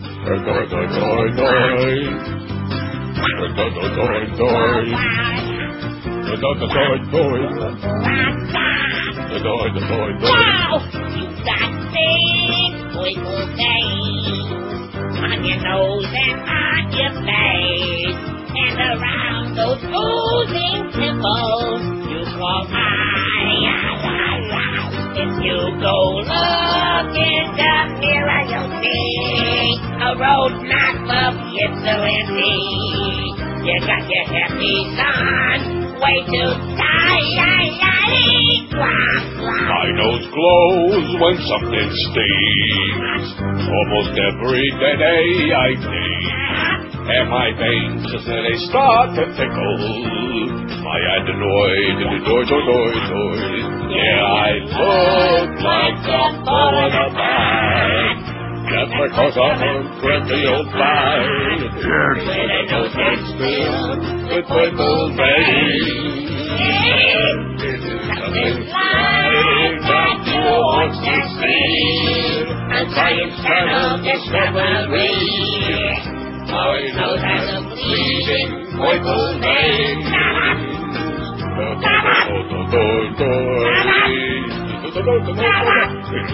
Try to upset me. Hey, we're keeping you alive, Mo. That's all I can tell you. And by the way... I'm listening. Well, I'm sure he is. Wouldn't you imagine? He's got a lot of time on his hands these days when he's not playing golf. And even then, he's probably got a Sony Walkman. Right. On that bald spot. We're keeping your name alive, Mo. In between those embarrassing ball games. Bob Herbert, who's one of the fine columnists in the New York Times, one of those people who actually write stuff that makes sense in the Times. Powell, then and now. Secretary of State Colin Powell, discussing the Iraq War during an appearance at the Times on Friday, did not have the crisp certitude of the general who assured us in 1991 that the first Gulf War was going almost precisely as planned. 13 years ago, Mr. Powell was the supremely competent, almost cocky chairman of the Joint Chiefs of Staff. At press briefings, he would describe the plan for defeating Saddam Hussein's army, which had invaded and occupied Kuwait, as follows. First, we're going to cut it off, and then we're going to kill it. I thought he was talking about Mo's peace. He would detail the air, land, and naval forces closing in on the Iraqis and say, I'm not telegraphing anything, I just want everybody to know that we have a toolbox that's full of tools, and I brought them all to the party. He had every reason to be brash. The U.S.-led coalition went into the first Gulf War with a coherent plan, extensive international support, and overwhelming military superiority, including more than 500,000 American troops. Last Friday, surrounded by reporters and editors, Secretary Powell had a decidedly different message. He refused to paint a rosy picture of the current war's progress. We've got a tough road ahead of us, he said. He acknowledged that the resistance encountered by American troops was stronger than the administration had anticipated, and he added, I'm not going to underestimate or understate the seriousness of the insurgency. The resistance, he said, is a black cloud over U.S. efforts in Iraq.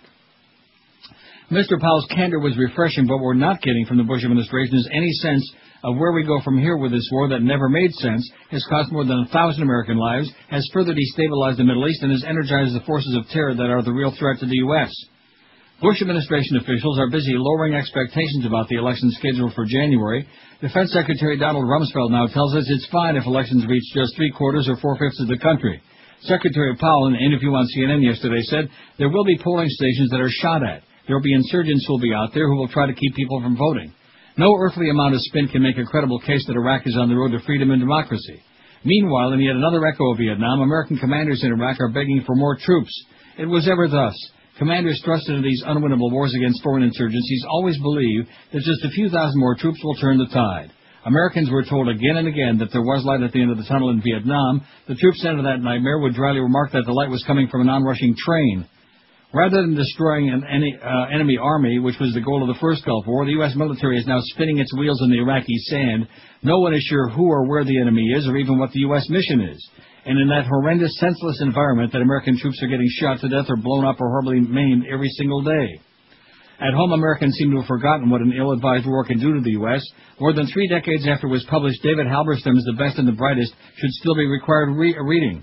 Lyndon Johnson had hoped Vietnam would be a short war, Mr. Halberstam wrote, and he was afraid of the political consequences if true economic costs became visible. He wrote, the result was that his economic planning was a living lie, and his administration took us into economic chaos.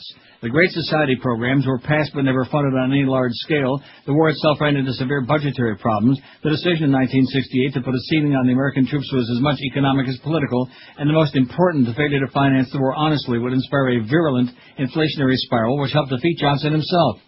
7 years after the commitment of combat troops, that inflation was still very much alive and was forcing a successor administration into radical, desperate economic measures in order to restore some financial balance. We've been there, done that, and now we're doing it again. That's what Bob Herbert said in the New York Times. He makes maybe a little bit too much sense. Now, what does he know? Not much. Anyway, here's the poll. And by the way, speaking of polls, what did you do? Do you still have that copy of the poll that you faxed me that Schmidt canned, I think? I have to, yeah. Yeah, that I said I was going to do tomorrow. Please read facts. That was pretty interesting, even though I had only 4 names on it. I like the concept. I think I know where my vote's going.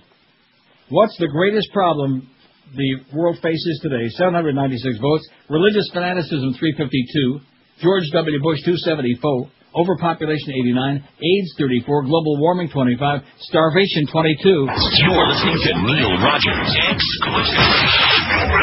QAM. A stench of cow manure hovers over this performance by the Dolphins. Absolutely. Yes.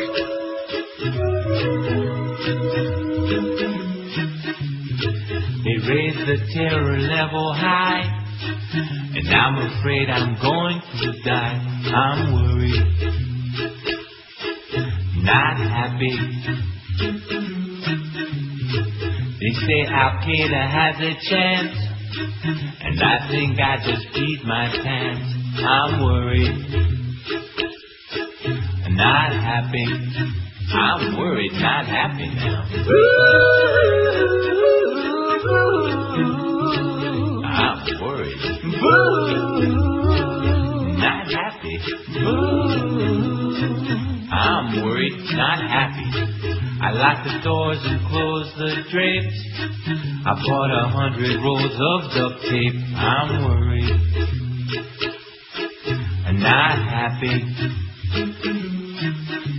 If they change it from orange to red, I'll go and hide under my bed. I'm worried. Oh my. Oh my God. I'm not happy. Look at me. I'm not happy.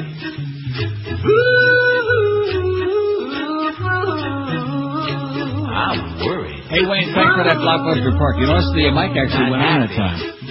I did notice that without worried. Not that. Yeah, without that. Hey, listen, I'll tell you one thing. There ain't no other station, even Power 96, don't give you those sound effects that we give you. That. Like that. That was really exciting when I just punched the little red button there, and all of a sudden, I thought I was getting like feedback from the South Florida audience that I'm so used to. That kind of hate. And I can understand, man, hurricanes, the Dolphins absolutely suck, the Panthers are locked out, there ain't going to be no hockey games, not that anybody really cares, but it's kind of like everything is so negatory, you know? And here they're always giving me that crap. Oh, Neil, you're so negatory, you're so negative. No, I'm not. I'm positively ecstatic. The sun is shining here. It's 75. There's not a cloud in the sky. Everybody's friendly. Everybody's in a really good mood. And so there ain't going to be no make-believe hockey season this year. You know what? Who gives a crap? Isn't that really what it boils down to? I mean, yeah, you miss it for a little while, and then you find other things to do in life. You know, like go out and get laid. Stuff like anything, whatever. As opposed to just sitting around waiting to watch a bunch of other people wearing jockstraps, you know, slap each other on the ass. That, you know, after a while, it gets a little stale. Although we shouldn't say that on this station because... And when are they going to change that logo, I should ask? The logo? Yeah, the sports, whatever, how did we say it? Sports radio. Well, it's not sports radio anymore. You got sure 6 o'clock in the morning. We're on till 2, so there's 8 hours. That's a third of the day right there. You turd. That is not sports. It's almost 2 o'clock sports time. It is almost sports time. In fact, we got Mr. Sports. Oh, man, can you imagine what... I can't even begin to imagine the kind of sour frame of mind Mr. Mad Dog is going to have today at 2 o'clock, only moments away. And the Humper, too, I'm sure is going to be... I mean, let's face it, there is no way to paint a pretty picture there, okay? They stink. They stink. They suck. The Wannstedt's got to go. They got... What did I tell you? They didn't get a quarterback. Their offensive line is as offensive as it gets. And generally speaking, when you smear away all of the exterior crap, they suck. Bye. Howard Scott Show. Neil Rogers and sports around the clock. Miami, Fort Lauderdale. I want to give you a kiss. Kiss me on the mouth.